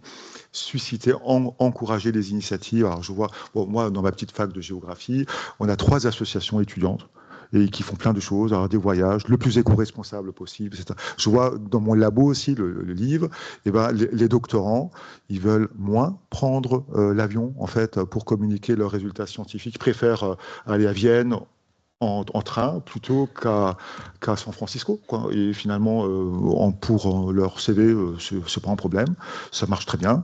On a mis en place, alors ça c'était vraiment très satisfaisant, un appel à projet pour les associations étudiantes, les associations chartées. Chez nous, il y en a une 50aine, et puis il y en a 3 qui sont mises ensemble pour mettre en place une friperie dans le nouveau bâtiment, vous le connaissez, le Studium. Ça a eu un succès tellement fantastique que maintenant c'est reconduit de façon systématique par le service de la vie universitaire. Et maintenant, je vois aussi que dans certaines facultés, il y a des friperies aussi qui sont organisées. Donc, vous achetez un vêtement d'occasion vraiment pour, je sais pas, pour 1/20 de son prix. Il y a même des ateliers de réparation ou de upcycling, donc de modification du vêtement, etc. S'il est abîmé. Et ça fonctionne fantastiquement bien pour notamment les accessoires de sport, enfin les vêtements de sport, mais pas que. Et ça, voilà. Il y a aussi l'association Campus Vert, par exemple, qui fait les paniers de légumes, avec aussi des cours de cuisine, etc. Donc, moi, j'y crois beaucoup à l'accompagnement des étudiantes et des étudiants et permettre l'expression de votre créativité. Là, ce matin, par exemple, j'ai eu une réunion de travail pour préparer un hackathon. Vous connaissez les hackathons, j'imagine. Et là, c'est un aquathon, donc dans le domaine de l'eau. Bon, c'est un sujet sur lequel je travaille. Et puis, en tant que VP aussi, la thématique eau, je la porte aussi particulièrement parce qu'on est assez fort sur ces questions-là à l'université avec les partenaires du site académique. Et donc, on travaille sur un prochain aquathon avec la région Grand Est, le pôle de compétitivité Aquanova. Ça sera en novembre 2025. Donc, on travaille ça très à l'amont. Et donc là, ça sera donc ce sera un week-end, 3 jours, vendredi, fin de journée, samedi, dimanche, et donc dimanche, ça sera la fin, et où les étudiants travaillent quasiment en vase clos. Ils peuvent quand même se reposer un peu, mais pas énormément, pour travailler avec des enseignants-chercheurs, des chercheurs et des acteurs socio-économiques, publics, privés, etc., autour d'enjeux clés que se posent les acteurs socio-économiques et les collectivités. Et donc, les groupes de travail se mettent en place, etc. Donc, moi, j'y crois beaucoup. Et cette hybridation entre les étudiants, les enseignants-chercheurs, les acteurs, j'y crois beaucoup parce que il y a, parmi vous, les étudiants, toujours une créativité, je trouve fantastique, quoi. Donc, et pour nous, ce qui est important, je pense beaucoup, je reviens avec ça, c'est l'écoute, quoi. Parfois, j'ai des étudiants qui savent pas, qui ne se sont pas trouvés. Donc, il s'agit aussi, nous, de les accompagner, un peu les aider pour qu'ils se trouvent eux-mêmes. Je me souviens, il y a longtemps, il y a une quinzaine d'années, j'étais jeune enseignant-chercheur, un étudiant que j'appréciais, on a eu pas mal discuté, ça me dit « Ah, je ne sais pas quoi faire comme master, j'aimerais faire le tour du monde avant. » Et je lui ai dit « Faites le tour du monde et revenez l'année prochaine. » Donc, il l'a fait. Pas complètement, oui, il a fait une partie du tour. Et l'année suivante, il avait mûri, il avait pris un peu de recul, et donc il s'est inscrit dans tel master, etc. Et donc, moi, je crois beaucoup. Et aussi, en termes d'hybridation aussi, je parle un peu, je sors un peu de ce que j'avais préparé, mais je crois beaucoup aussi à l'hybridation en termes temporels. Moi, j'ai fait des études d'abord, et puis j'ai réussi en médecine. J'ai arrêté, parce que je n'y croyais plus, en fait, après 1 an. pour différentes raisons. Et j'étais aide-soignant, après j'étais fromager, bio sur les marchés pendant un an à temps plein. Et puis il fallait faire le service militaire. Et puis il fallait donc, du coup j'ai repris mes études, j'ai fait mon service civil. À l'époque, j'étais objecteur de conscience. Et puis ce qu'on n'avait pas le droit de faire des études en même temps. J'ai quand même fait. Bon. Beaucoup d'objets à l'époque le faisaient. Je pense que vous étiez aussi objecteur. Non, même pas. D'accord. Et pourquoi je dis ça? Ça m'a mis du plomb dans la cervelle de travailler pendant quelques années, etc. Et après de reprendre mes études. Ça a été très dur. Mais en même temps, je vois de plus en plus d'étudiants qui sont sur des trajectoires un peu complexes comme ça, et qui après ils reprennent des études, etc. Ou parfois ils font des études dans un domaine et puis ils se rendent compte après 1 an, 2 ans, 3 ans, bon, j'ai envie de changer. En fait, c'est pas ce qui me correspond le plus. Bah, c'est pas perdu en fait, vous avez gagné en maturité et donc voilà. Et parfois on voit de plus en plus des étudiants qui sont reprises d'études après quelques années de vie professionnelle et ça voilà. Et là l'engagement, la motivation pour les études, etc., les valeurs sont beaucoup plus affirmées et ça marche plutôt très très bien quoi. Donc voilà, je partage un petit peu cette expérience un peu décalée, mais je pense que ça peut être intéressant.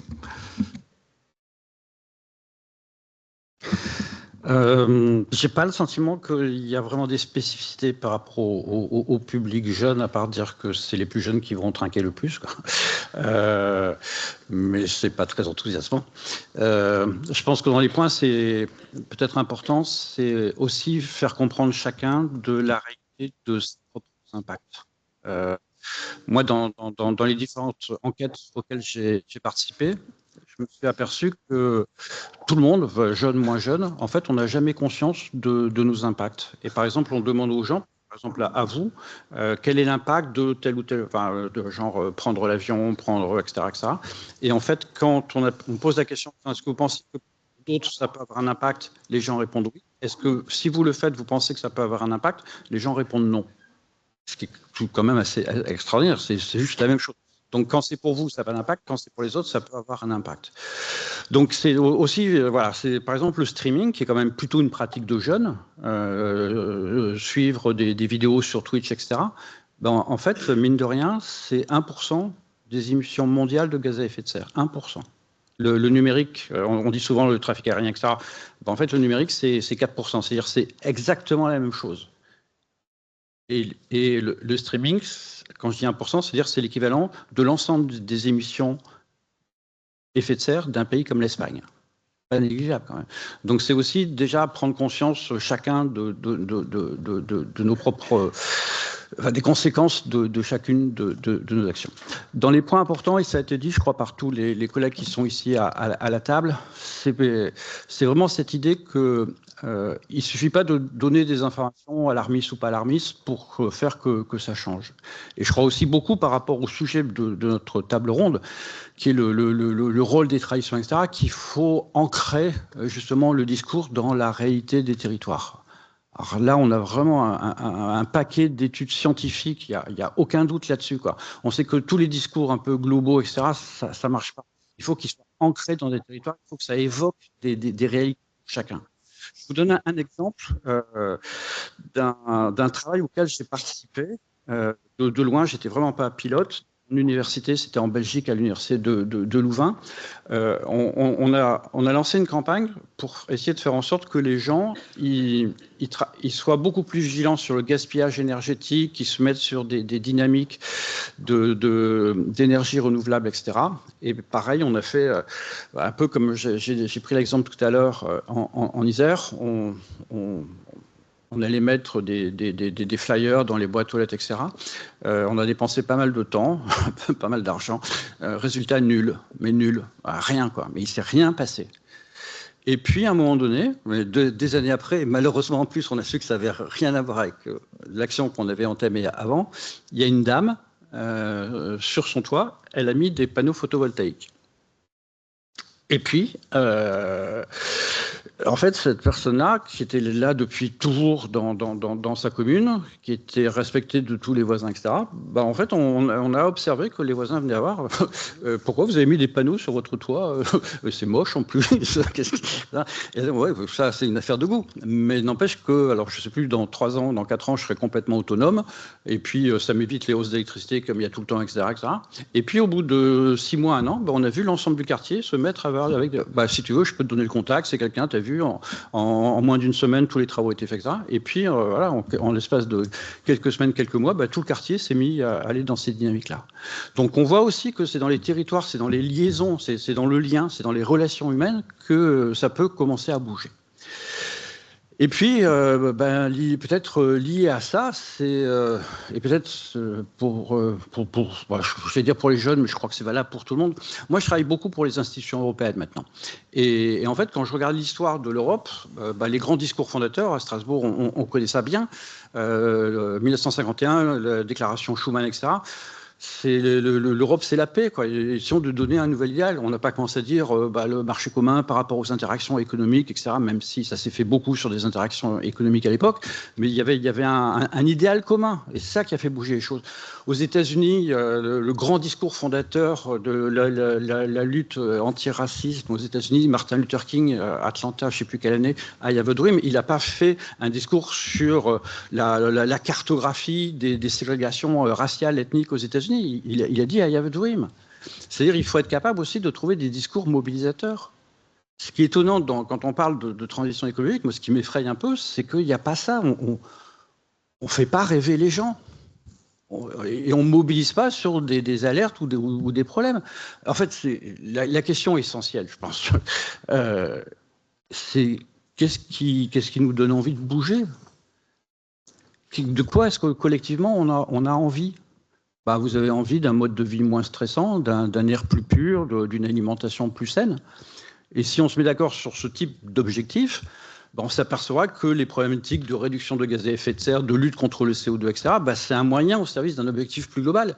Mais on ne mobilise pas une population sur le principe de réduire nos gaz à effet de serre. En fait, c'est toute la question et c'est là où il y a vraiment le lien avec le sujet des territoires, des valeurs, des traditions. C'est les nouveaux récits, c'est la question des imaginaires. S'il se passe quelque chose, c'est aussi parce qu'il y a des discours un peu fondateurs qui donnent envie de bouger. Et s'il n'y a pas ça, ça devient peut-être un peu plus compliqué. Je pense, pour revenir à la question par rapport aux jeunes, c'est vrai que la vision de la transition écologique, à la limite, pour un public jeune, c'est vous avez vu tous les anciens, vos parents, etc., les grands-parents qui faisaient des super voyages en avion, et là, peut-être que vous allez avoir droit à un trajet par an. Et donc, ça semble un peu contraignant. Donc, il faut peut-être être capable de dire, en fait, non, il y a peut-être autre chose qui est derrière, et c'est ça qui peut vous donner envie d'agir, parce que sinon, on trouvera toujours les bonnes raisons pour dire, si les voisins se bougent pas, nous on va pas bouger non plus. Et peut-être juste un point, parce qu'on n'a pas parlé, mais je crois, ou alors il était en filigrane, c'est en dehors même des discours et de la communication sur les sujets, comment mieux sensibiliser. Je pense qu'on doit aussi avoir en tête quelque part qu'est-ce qui peut faire obstacle.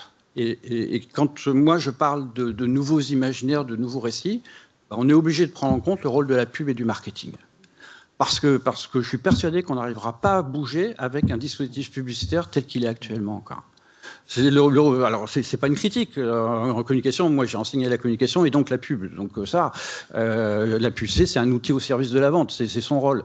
Mais derrière ça, il y a tout l'imaginaire de la pub.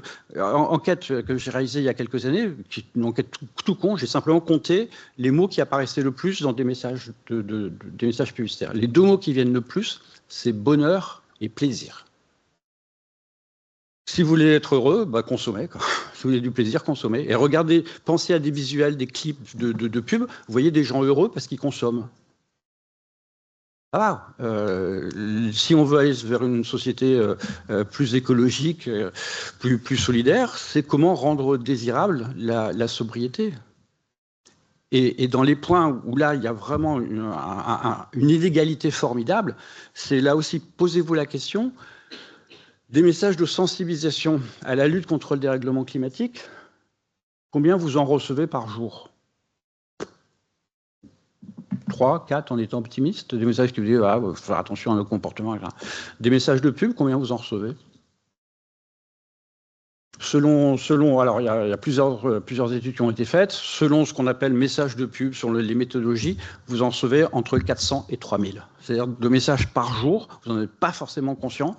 Vous recevez chaque jour entre 400 et 3000 messages de pub qui vous disent voilà, consommez, achetez nos différents produits. Comment c'est possible? Et il y a quelques années en France, vous avez peut-être entendu parler de la Convention citoyenne sur le climat. Dans les premières préconisations qui ont été faites pour lutter contre le dérèglement climatique, en dehors de la mobilité, en dehors de la rénovation énergétique, c'était il faut qu'on s'attaque aussi à la publicité. Parce que la question des imaginaires, elle est très liée à ça. Il faut aussi qu'on voit ça, c'est-à-dire pas seulement comment améliorer notre communication, mais aussi prendre aussi en compte qu'est-ce qui peut faire obstacle aux nouveaux récits, aux nouveaux imaginaires. Ouais. Très rapidement, alors déjà pour vous dire que moi, on parle d'un super échange très agréable. Moi, je vais devoir enchaîner sur d'autres missions, donc je ne pourrai pas rester jusqu'à la fin. Je m'en excuse par avance. Et juste sur ces questions de code, d'imaginaire, on l'a dit, la réappropriation des codes, voilà.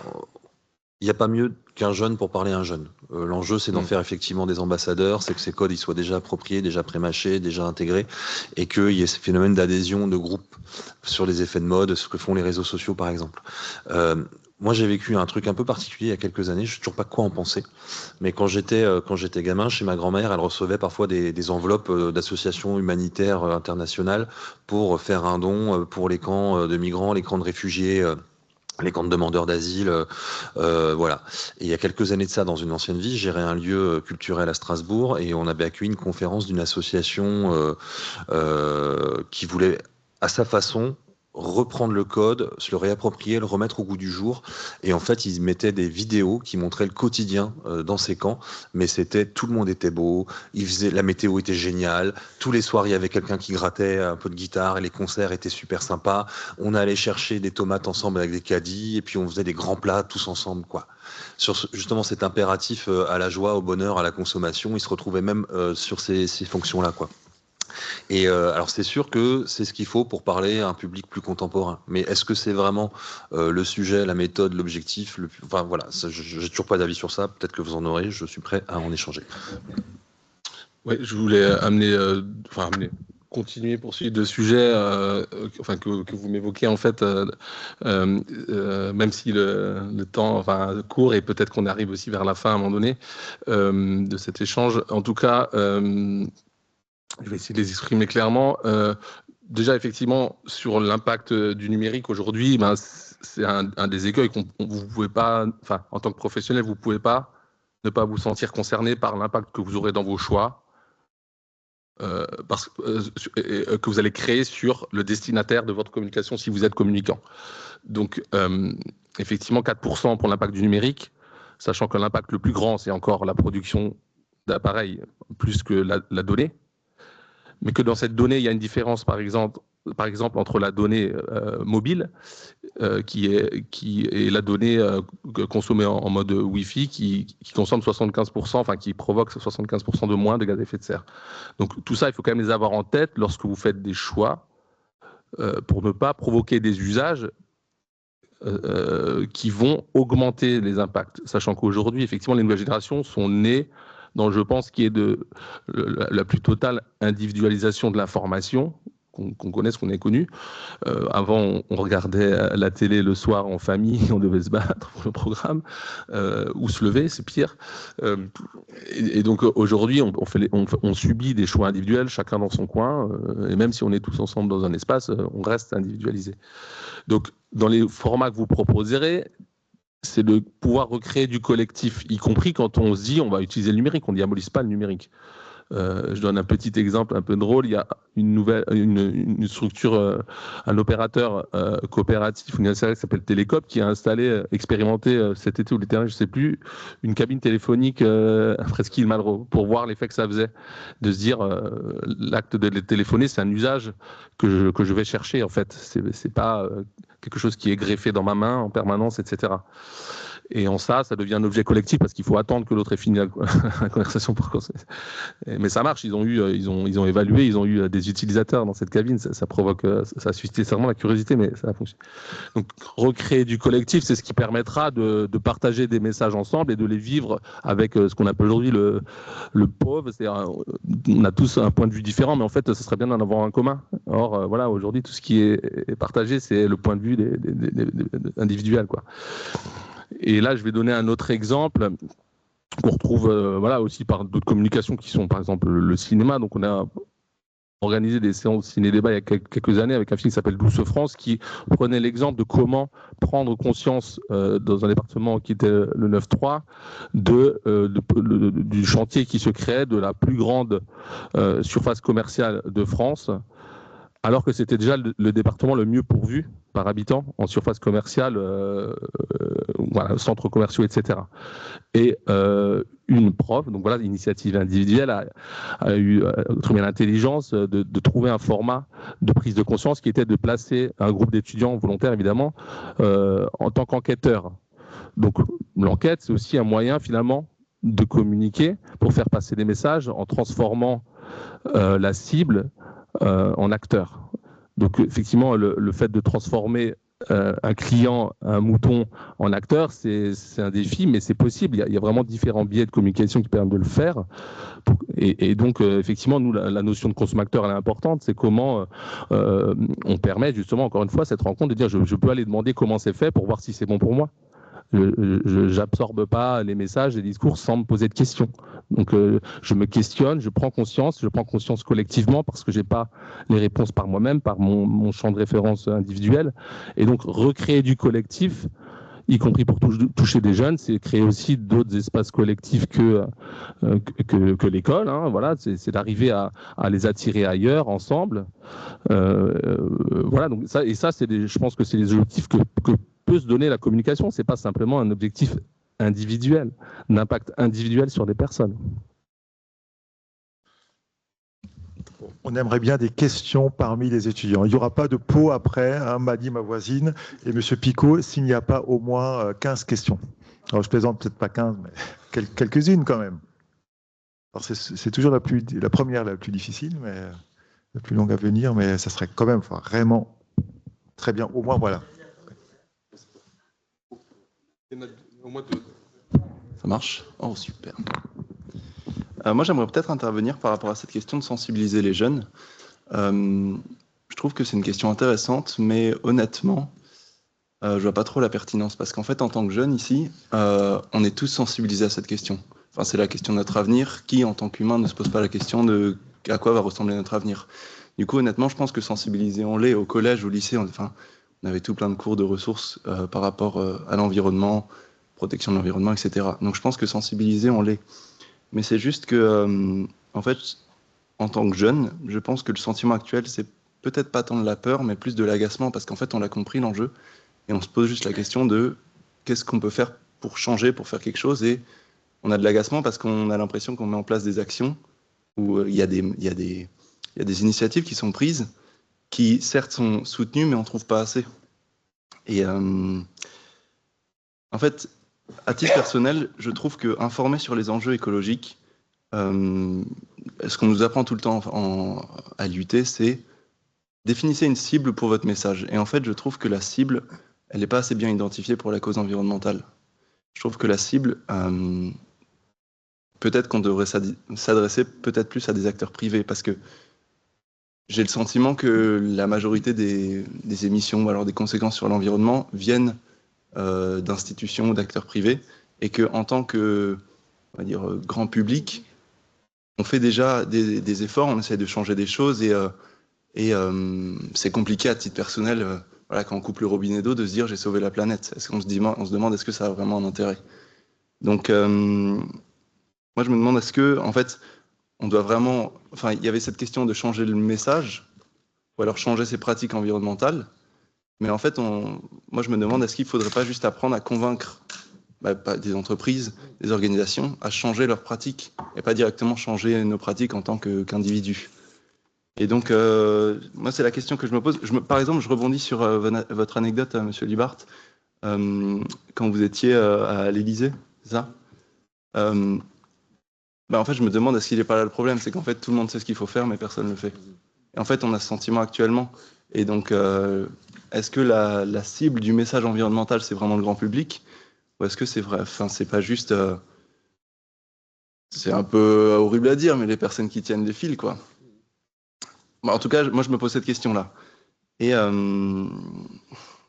qu'est-ce que je voulais dire encore? Ouais. Peut-être derrière aussi l'envie de changer, etc. En fait, est-ce qu'il ne faut pas tout simplement voir la vision de la réussite qu'on donne encore aux jeunes? C'est simplement, est-ce que c'est juste continuer ce modèle à rentrer dans une entreprise qui va, surtout en tant que communicant, on va rentrer dans ces entreprises-là qui ont des pratiques qui sont pas forcément, qui ont forcément des externalités sur l'environnement, mais comment on change ces entreprises et quelle vision on a de la réussite? Est-ce que c'est être au sommet de la pyramide et rentrer dans ce système-là qui a beaucoup d'effets sur l'environnement, ou alors c'est apprendre à changer ça et pas avoir cette vision capitaliste de la réussite, quoi. Donc voilà, je me pose cette question. Alors ce sera bien sûr une réponse à plusieurs voies. Sur la première partie, ok, les jeunes sont effectivement sensibilisés, je suis assez d'accord avec ça. Le sujet, c'est, je crois ce qu'on appelle en com le call to action, quoi. Comment est-ce qu'on passe de cette sensibilisation à quelque chose? On en a un petit peu parlé sur l'application concrète.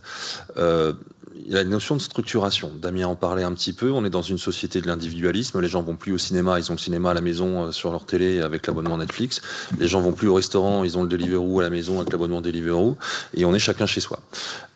Et en fait, pour faire avancer les choses, il faut de la structuration, de la coopération, de la société civile organisée. Toute la génération climat, tous ces jeunes qui sont avec Greta Thunberg, Stockholm, l'ONU, qui font des manifs, il n'y en a aucun qui est rentré dans une association derrière. En tout cas, dans le Grand Est, en Alsace, en France, on en a pas mal parlé avec des collègues ailleurs. On n'a pas vu la génération climat intégrer les schémas de coopération historique. C'est sans doute aussi la faute des assos, qui n'ont pas les bons codes, qui ne comprennent pas, qui ne sont pas assez ouvertes. J'ai pas de souci avec ça. Et du coup, ce qu'on a vécu, nous, sur le capital de Noël, c'est de faire comprendre à des exposants qui sont complètement dans un système capitalistique que c'était dans leur intérêt de passer à la LED, d'arrêter le chauffage, de faire du traitement des eaux grasses, de faire un système de tri en 6 catégories différentes, parce que c'est ce que veut le consommateur. Et Damien l'a déjà un peu dit, il y a la notion de consomme-acteur, et je laisserai développer ça bien mieux que moi. Mais du coup, il y a vraiment cette notion de « ok, tout le monde est au courant, qu'est-ce qu'on fait maintenant ?» Et c'est sûr que on est face à une société qui veut nous éloigner. On est plusieurs à avoir dit qu'il fallait maintenant se retrouver, et que c'est un peu ça que ces coms doivent aussi pouvoir déclencher. Le problème, c'est qu'elles donnent pas de rendez-vous. Le problème, c'est qu'il n'y a pas de lieu, il y a plus d'endroit en fait pour ça. Pendant des années, dans la société française, le lieu du débat politique, c'était le bar, c'était le PMU. Là, on va juste au resto parfois pour faire une photo de son assiette, et puis voilà, on parle pas. Dans la culture alsacienne, et je vais terminer avec ça, parce que je suis un petit peu à la bourre pour la suite, je dois aller sur le village du partage, donc c'est 80 associations de solidarité qui sont au pied du sapin, qui se relaient pendant un mois pour engranger des fonds, pour faire de l'aide aux plus précaires tout le reste de l'année. On avait la Stammtisch. En gros, l'Alsace, ça passait 4-5 fois côté français, côté Allemagne. À chaque fois qu'on est d'un côté, on n'a pas le droit de parler la langue qui est de l'autre côté.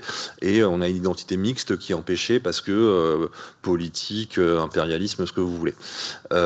Et en fait, si vous allez dans les bars à Strasbourg, c'est souvent des petits endroits un peu sombres avec une cave, voilà. Mais qui sont les héritiers de ce qu'on appelait les Bierstube et les Weinstube, les endroits où on boit la bière et du vin. Et en fait, dans ces endroits, très souvent, il y a une table ronde, une table ovale qui est un peu plus large, qui est un peu plus ouverte, et en fait c'est une table de conversation. C'est une table où on s'assoit en acceptant le contrat qu'on ne connaît pas les autres personnes qui sont à cette même table, mais on continue de maintenir la langue vivante parce qu'on parle avec des inconnus de sujets qui ne sont pas décidés à l'avance, quoi. Et moi, dans une autre vie, j'essaie de mettre en place des Stammbancs dans les parcs. Donc des bancs qui sont signalés pour dire si je m'assois là, c'est que j'accepte de rencontrer une personne qui s'assoit aussi là, et puis on discute. Et en fait, on parlait de l'importance de l'espace public, on parlait de tout ça.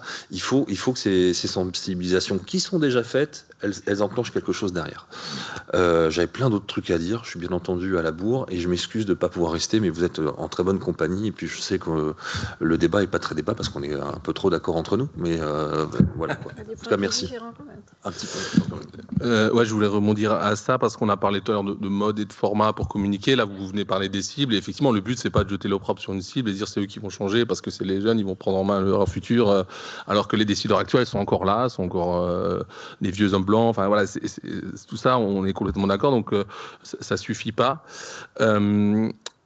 Donc pour agir, il faut recréer aussi, enfin il faut agir sur plein d'aspects, et peut-être un aussi, c'est comme on manque d'espace et puis on peut pas se déplacer tout le temps et se retrouver tout le temps, c'est se retrouver sur autre chose que de l'espace, dans autre chose que dans l'espace, c'est sur des valeurs. Donc parce qu'on en a pas beaucoup parlé, peut-être que ça fait le lien. On retombe peut-être un peu sur le sujet de départ. Le lien avec les traditions et les coutumes, c'est les valeurs. Quelles valeurs on partage? Et aujourd'hui, la communication, ou dans l'ère postmoderne en tout cas, il y a une évolution de la communication sur des valeurs mainstream qui sont peut-être plus acceptables. Mais effectivement, elles opèrent encore largement. Donc c'est peut-être là-dessus qu'il faut qu'on agisse tous, mais c'est-à-dire chacun à son niveau. Au niveau politique, on voit qu'on parle plus de peur, d'un budget, de sécurité, etc., que d'une vision, d'un vivre ensemble. Alors, je ne fais pas le débat du vivre ensemble, parce qu'on est tous dans des modes de vivre, mais qui doivent cohabiter, coopérer. Mais en tout cas, la vision, elle est où la vision de choses qu'on veut partager et sur quoi elle repose? Donc, dans votre travail, vous êtes aussi des personnes infiltrées pour pouvoir, à un moment donné, porter des valeurs, de quelle force que ce soit, et qu'on s'entende sur ces valeurs et celles qui sont bonnes, parce que effectivement, sur la consommation, c'est assez facile de se dire que les générations rurales d'il y a un siècle et demi, étaient ou alors en temps de guerre, d'accès ou post-guerre, axés sur la sobriété, ce genre de choses. Donc la sobriété, c'est une valeur sur laquelle on pourrait s'entendre. Si elle n'est pas, comment dire, sans cesse opposée, non pas en tant que valeur, mais en tant que principe d'action à la croissance, voilà, enfin les choses qui meuvent aujourd'hui toutes les opinions en fait. Pas les actes, mais les opinions. Aujourd'hui, on voit que ça. On a peur de toucher à la croissance éventuelle, mais on sait que la croissance, depuis l'ère postmoderne, c'est-à-dire après la Deuxième Guerre mondiale, la croissance n'est là que pour nourrir un outil de production et n'est plus vecteur de progrès social. Donc ça, c'est un économiste qui s'appelle Éloi Laurent qui le montre très bien.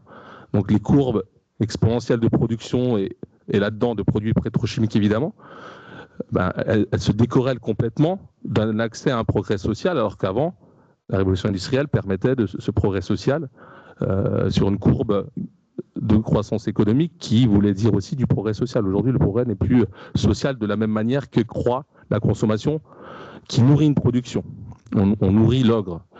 Donc, voilà, changer ces paradigmes, c'est effectivement toucher aux valeurs, retrouver ces valeurs communes. Et s'il y a un mot de la fin, je vous lirai un petit truc qui peut évidemment nous permettre d'identifier des valeurs qui peuvent être fondamentales. Je les cite comme ça. La solidarité, Guillaume en parlait à l'instant sur le village du partage, c'est aussi quelque chose où d'antan, voilà, aider son voisin, partager une assiette avec quelqu'un qui a faim ou quelqu'un qui n'a pas le temps de faire manger, ça existe. Voilà, et puis la convivialité, c'est les trois valeurs qui pourraient être quelque chose de rassembleur quand on se rencontre, quand on est au même endroit, qu'on ait envie d'échanger.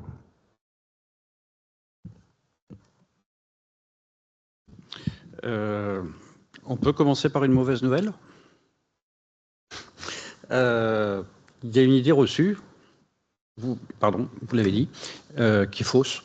Les jeunes ne sont pas plus sensibilisés aux problématiques environnementales. Vous pouvez trouver toutes les études là-dessus, il n'y a aucun doute. Les études de référence, elles sont faites par l'Union européenne, ça concerne les 27 pays de l'Union européenne. C'est sur le site de la Commission du Parlement, c'est Eurobaromètre, c'est publié chaque année. Et en fait, les jeunes ne sont pas plus sensibilisés aux problèmes d'environnement. Il y a une catégorie de jeunes qui est plus sensibilisée, c'est la vôtre, C'est les jeunes diplômés, grandes écoles, universités, etc. Mais globalement, dans toutes les enquêtes qu'on peut avoir, notamment sur les 18-24 ans, il n'y a pas plus de sensibilité environnementale, ce qui est un peu triste, quoi. Elle est exactement la même et c'est bizarre, sur les problèmes du climat, alors que, a priori, c'est quand même les jeunes qui voilà, vous êtes les plus concernés. Mais sur des restrictions, par exemple, sur prendre l'avion, clairement, les plus jeunes sont totalement opposés à l'idée d'être limités pour le trafic aérien. Sur la sauvegarde de la biodiversité, les plus jeunes sont 10 points derrière les 55 ans et plus. Alors peut-être parce que les seniors ont vu disparaître aussi de l'espèce animale, végétale, etc., les paysages. Mais il faut faire attention à l'effet Greta Thunberg et des jeunes pour le climat, etc. La réalité, c'est que c'est quand même un peu difficile et qu'il faut prendre du recul par rapport à certaines idées. Je suis très sensible à ce qui a été dit sur bien cibler. C'est aussi une leçon du marketing. Le marketing marche bien parce que souvent il cible parfaitement. Enfin, c'est souvent de très bonnes écoles. Parfois, vous voyez des pubs en disant ça c'est moche, etc. C'est pas que c'est moche, c'est que vous n'êtes pas dans la cible. Moi, dernier point où je vais raconter une expérience un peu marquante, mais dans l'existence, à un moment donné, j'ai fait une fois un cabinet ministériel. J'ai travaillé. C'était en 2004, ça ne nous rajeunit pas, au cabinet du ministre de l'Environnement.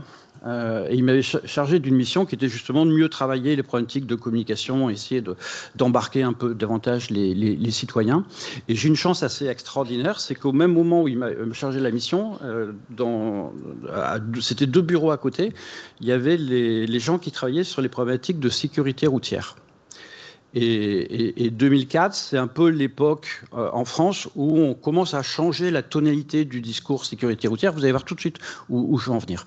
Parce qu'on a toujours été dans une idée un peu pédagogique. On va expliquer aux gens qu'ils ne doivent pas boire avant de conduire, qu'ils doivent bien se boucler la ceinture, machin. Et puis ça ne marchait pas du feu de Dieu. Et puis est arrivée un peu une grande dynamique qui venait beaucoup des pays anglo-saxons, de faire du trash, de faire du gore, des enfants qui se feront éclater la cervelle sur le pare-brise, des femmes enceintes qui sont roulées dessus par des trucs qui interpellent, quoi. Et c'était testé, donc c'est des entretiens de groupe, du focus group. Donc nous on regarde derrière une glace sans teint. Il y a 10-15 personnes et puis il y a un animateur qui les fait parler. Voilà. Donc on leur montre les pubs et puis ils réagissent. Et puis à un moment donné, il y a quelqu'un dans la salle, un monsieur, la cinquantaine, qui voit une campagne comme ça un peu trash et qui dit « Ah, elle est bien cette campagne. Ah, j'espère que maintenant les gens ils vont comprendre. » Alors il y a l'animateur qui dit « Oui, bien sûr, monsieur, nous aussi, mais et vous ?» Et la personne, comme si elle se sentait agressée, elle dit « Ah non, non, moi pas du tout. Moi, je suis un bon conducteur. » En fait, c'est là le problème. C'est là le problème. C'est qu'on a tous le sentiment d'être un bon conducteur. Donc, ça nous passe à côté. Dans le domaine de l'environnement, c'est la même chose. Personne, vous avez le sentiment d'être pollueur. Vous n'avez pas le sentiment qu'avec votre mode de vie, vous contribuez à la détérioration de la planète. Et toutes ces campagnes de communication qui sont un peu globales, etc., en fait, le truc, c'est que ça nous passe complètement dans un bruit de fond où on est pris la problématique avec Gaza, la guerre en Ukraine, machin, il n'y a pas de gouvernement. Ok, d'accord, mais comment est-ce que ça peut nous interpeller? Donc voilà, c'est toute l'idée aussi d'avoir des communications qui soient peut-être davantage connectées au territoire. C'est vraiment tout l'enjeu, je crois, du sujet. Vous avez parlé des éco-gestes. Alors là aussi, il faut aussi savoir, faut pas se leurrer, avoir trop d'illusions. Les éco-gestes, je peux en parler bien parce que dans tous mes premiers bouquins, j'ai fait le premier livre en France en 1992 sur la communication environnementale et je prônais les éco-gestes, et encore jusqu'à pas très longtemps. En fait, ça marche pas, quoi. Ça marche pas. Je me suis leurré. Autocritique. Ça marche pas comme on l'espérait. En fait, ça partait des théories de la communication engageante en psychosociaux pour faire des choses peut-être un peu impactantes. Commençons doucement. Donc, on éteint la lumière quand on quitte la pièce, on ferme l'eau du robinet quand on se brosse les dents, etc. Et d'accord, donc ça, on le fait. Mais en fait, on le fait quand ça peut aussi avoir un impact. C'est pas négligeable, pas gaspiller l'énergie ou l'eau, parce que dans tous les cas, financièrement, financièrement, c'est quand même pas négligeable, mais ça ne nous permet pas d'aller au-delà. Et depuis 2019, étude Credoc, ADEME, les éco-gestes baissent en France. Voilà. C'est-à-dire toute l'idée d'une trajectoire qui nous met sur le machin-là. Donc, il faut qu'on trouve d'autres solutions, quoi. Et une des difficultés, et là aussi, quand on parle de responsabilité de cible, moi, il y a une chose qui m'effraie quand je vois des sondages et des enquêtes d'opinion, c'est les gens disent, OK, on est sensibilisés, on est préoccupés, c'est vachement important, il faut qu'on agisse. Et puis après, quand on regarde un petit peu entre les lignes, je vous dis rapidement, trois éléments. Les gens, ils disent, les problèmes d'environnement, c'est pas chez nous. Chez nous, on a le sentiment que globalement, dans notre territoire de proximité, il n'y a pas ça va encore, quoi, on se plaint pas. Les vrais problèmes d'environnement, c'est Europe et le monde. Mais autant moi je peux agir sur mon territoire, j'ai le sentiment que ça va bien, mais au niveau mondial, si Trump arrive au pouvoir et que la Chine et Poutine, etc., qu'est-ce que vous voulez que je fasse? Donc c'est cette idée de la connexion au territoire, faire la passerelle entre les problématiques internationales et puis le territoire de proximité. Il y a la problématique du temps, et pour moi une des difficultés, peut-être, alors ça bouge heureusement maintenant, tout le discours a été fait sur dire on doit arriver à la neutralité carbone en 2050 pour rester sous les 2 degrés à horizon 2100. Alors vous, ça va encore, moi je ne serai plus là, mais l'idée, c'est assez loin. Et alors là aussi, c'est en train de changer, heureusement, mais quand vous regardez sur réchauffement climatique sur Google Images, on voyait encore il n'y a pas très longtemps que des ours polaires sur la banquise. Donc c'est loin dans l'espace, c'est loin dans le temps. Et pire, c'est quand on demande mais qui est responsable? Qui est responsable? Les deux premiers, dans un mouchoir de poche autour de 38-40%, c'est les entreprises et les politiques. Et le consommateur, le citoyen, c'est-à-dire vous et moi, c'est 18%. Et quand on fait un entretien de groupe derrière et qu'on demande aux gens, et hop, c'est oui, mais c'est les autres consommateurs, c'est les autres citoyens. Donc il faut vraiment faire un effort là-dessus, sur cette idée de bien s'adresser à nos interlocuteurs, c'est vraiment de responsabiliser chacun. Faire en sorte que tout ce discours, ça apparaisse, et que ça apparaisse dans une tonalité un peu nouvelle et vraiment ancrée au territoire. Et vraiment cette idée, alors c'est vous qui l'avez dit quand vous parlez de Éloi Laurent, il y a Éloi Laurent et puis il y a Tim Jackson, son livre c'est Prospérité sans croissance, qui montre bien qu'en fait on est pris dans un modèle de croissance, d'émulation qui vient de l'université, qui vient de la pub, qui vient de plein de choses, mais qui associe cette idée d'épanouissement, de bonheur par rapport à une réussite professionnelle, sociale, etc. Ce que montrent tous les travaux qui ont été faits sur ces trucs-là, c'est que à partir du moment où vous avez 1,5 fois le SMIC, le sentiment du bonheur n'est pas du tout proportionnel à la rémunération ou à plein d'autres choses. Et que les déterminants principaux, c'est combien vous avez d'amis, les relations avec votre famille. Enfin, en fait, c'est un peu con de le dire, mais c'est le lien et pas le bien, quoi. Et en fait, ça fait partie des points un peu essentiels. C'est-à-dire on est dans des sociétés où on valorise le bien, on valorise la consommation, mais le sentiment du bonheur, il n'est pas du tout là.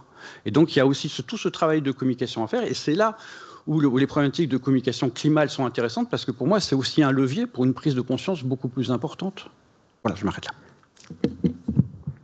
Merci. Je crois qu'il est l'heure de conclure. Oui. Donc, je tiens à vous remercier tous pour votre présence, pour votre participation, votre écoute attentive et votre participation à vous, les intervenants, pour la richesse des interventions. Simplement pour conclure, je voudrais donc peut-être revenir sur quelques grandes idées, très rapidement, 3 minutes, qui ont été abordées selon différentes perspectives. J'ai l'impression que ce qui est vraiment ressorti, c'est tout ce qui est pratique collective et intelligence collective, l'expérience aussi, et l'engagement et les valeurs. Donc, par rapport à tout ce qui est pratique collective et intelligence collective, il y avait l'importance des échanges, de la co-construction, de la coopération, créer du collectif. Et ça, autant par rapport au climat, mais finalement, les traditions, c'est ce qui rassemble. Hein, on se base sur un engagement, sur des valeurs, et c'est ça qui crée des communautés. Donc là, on peut faire le lien aussi entre les deux. Voilà, puis donner les moyens aussi. Ça, c'est important.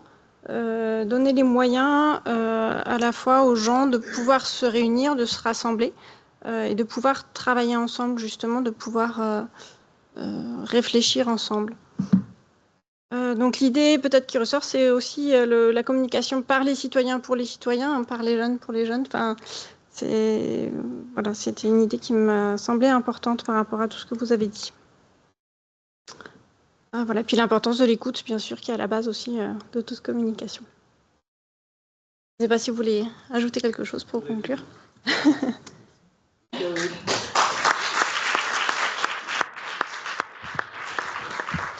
Moi, simplement, je vous invite vraiment à aller à la rencontre de ces acteurs. C'est pas pour faire l'autopromo, mais on est une économie citoyenne. Donc, il y a quand même des choses à voir sur ce marché qui est juste à côté. Voilà, c'est en apportant ces vécus dans vos sphères que les messages circulent. On estime que ces messages qu'on porte sont authentiques, porteurs de valeurs. Donc, voilà, je vous laisserai des petits fascicules devant. On a plein d'animations jusqu'au 24 décembre qui traitent de ces questions d'engagement, y compris dans cette période. Voilà. Donc, merci, je vais aussi m'absenter, je suis désolé, mais on pourra se rencontrer là-bas et on est disponible, voilà, vous nous retrouvez sur Internet, LinkedIn, etc., si besoin, pour des besoins futurs, justement. Merci. Et sur papier recyclé. Et sur papier recyclé, évidemment, avec une graphiste locale, etc., tout est parfait.